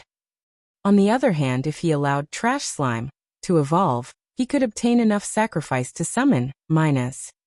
Although Minus' attack was slightly lacking, it had the capital to stand firm. It was a slightly more conservative, but more stable choice. Moreover, it was a genuine 7-star magic guide spirit. However, no matter which choice he made, he had to summon Scabbard first. Since Angus Jeffrey was deliberately targeting him, he must have done a lot of research on the tactical system. If he summoned Trash Slime first, the probability of him being instantly killed was very high. Thinking up to this point, Dake raised his head slightly and looked at Angus Jeffrey opposite him. Angus Jeffrey's hair was slightly messy, his eye sockets were deep, and the dark circles under his eyes were very obvious. Moreover, the skin on his face was much more shriveled, and his stork bones were protruding because of this, making his face look even more sinister. This was a characteristic of staying up too late. At this moment, he was staring at the 5 cards in his hand with a gloomy expression, but it wasn't the feeling he had when he drew a Joker card. Battle stage 30s, tick. The moment the turn changed to battle stage, Angus Jeffrey suddenly raised his head and stared at Dake, his lips moving quickly.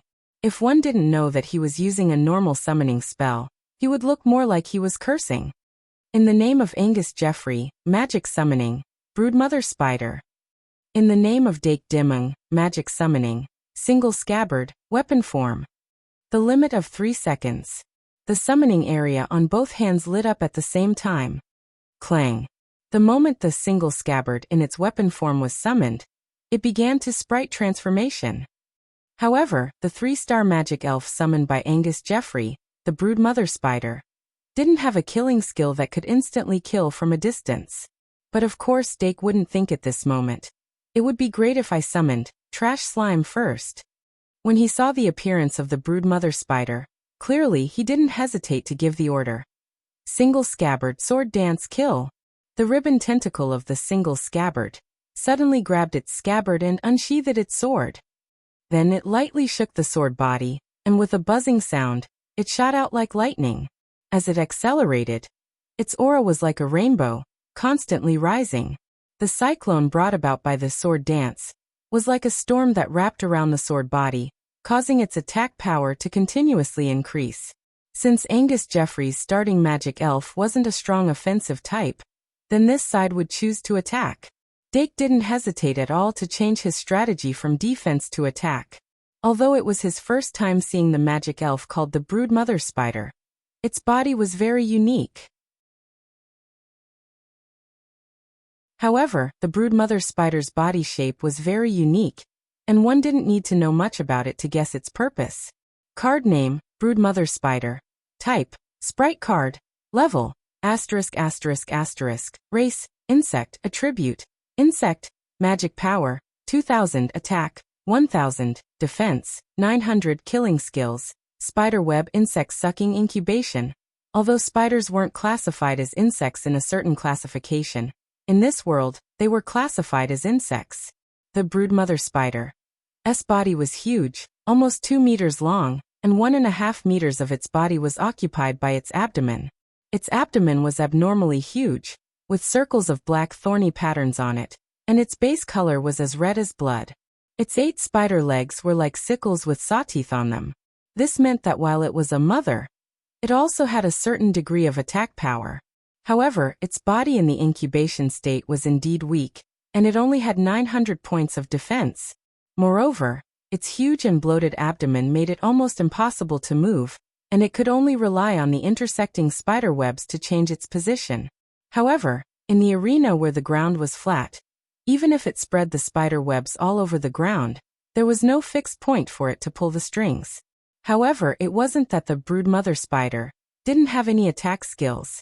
However, the Steel-type magic elf had the effect of reducing the damage of the insect type's killing skills. Its only offensive killing skill, insect sucking, was very ineffective against the single scabbard. The core killing skill of the Broodmother Spider was incubation. It could incubate 1-star or 2-star child spiders, like the Greedy Slime 2, and use them as sacrifices to summon them. Therefore, after Dake guessed the type of the Broodmother Spider, it immediately decided to use the decapitation tactic. However, the 120-meter-long arena was not instantaneous. The single scabbard. Speed was already very fast, but it still could not kill the broodmother spider. Instantly, the broodmother spider suddenly spat out layers of spider webs into the air. The silk of the spider web wasn't tough, but it was very viscous. The storm around the sword tore a large amount of spider webs, but as the single scabbard's momentum was blocked, more spider webs were spat out and stuck to the single scabbard, like glue, further slowing it down. Then, before the single scabbard slashed down, it had already hatched its first 2-star child spiders. On the blue team's platform, Angus Jeffrey summoned his second magic card at an extremely fast speed. In the name of Angus Jeffrey, I summoned the Dark Worm. A pitch-black light flashed, and a balloon-like magic fairy appeared in the sky above the blue side's summoning area. The size of the Dark Worm was close to a 1-meter balloon in diameter. Its skin was rough and thorny, and it had 2 faces and 2 mouth parts. There were soft tube-like antennae on its head. Without waiting for Angus Jeffrey's order, the Dark Worm sensed the Holy Sword's stimulation and opened one of its mouthparts in response. Then it spat out a foul black liquid at the single scabbard that was entangled in the spider webs. The single scabbard was splashed by the black liquid, and it sizzled and emitted white smoke as if it was burnt. The sword dance's momentum was completely disintegrated. Even the single scabbard's status was greatly reduced. Heh. Angus Jeffrey squeezed out a cold smile, and then he shouted, "Broodmother spider, continue hatching. Dark Worm, use decay." The broodmother spider on the ground did not move at all. 1-star and 2-star broodmother spiders were constantly being discharged from its abdomen. After the Dark Worm spat out the black liquid, the 2 antennae on its head suddenly extended and firmly entangled the weakened single scabbard. The Holy Sword that had always been invincible was now suppressed by a worm, a dark creature that can corrupt the Holy Sword. On the red side's platform, Dake Dimming could not help but frown. He had already summoned the trash slime before this, but the Greed 3 in his hand had not been activated yet. This single scabbard's magic card was constantly emitting anxious emotions, and its magic power was being drained at an extremely fast rate. If he changed Greed 3 to single scabbard, it was not impossible to use Greed 3's power and evolution to dispel the single scabbard's negative status. However, from what he saw, Angus Jeffrey had obviously prepared something that could restrain Holy Sword. Even if single scabbard evolved into double scabbard, it would most likely not be able to unleash its full potential. In the name of Dake Dimming, I summon Greed Slime 2. Hesitation would lead to defeat. Dake decisively abandoned single scabbard and seized the time that single scabbard bought him to use Greed 3 on the trash slime. As the trash slime expanded under Greed 3's radiance, Battle Stage 1's countdown entered the single digits. Dake was not sure if single scabbard could withstand it, but when the first round was about to end, he decisively used sacrificial summoning. There is 1 1-star trash slime, 1 2-star Greed Slime I, and 1 4-star Greed Slime 2. With these 3 magic elves as the sacrifice, I will summon minus. Greed Slime 2 had split into 3 trash slime and 2 Greed Slime I during this period of time, consuming a total of 1,400 magic points. The remaining 1,600 magic points were just enough to ensure the success rate of the sacrificial summoning. After the sacrificial summoning, there were only 2 trash slime and 1 Greed Slime I left in the red summoning area. At this time, a huge sacrificial summoning circle had appeared in midair. In the midst of the radiance that filled the sky, the charming and cute 7-star magic elven Minas successfully appeared.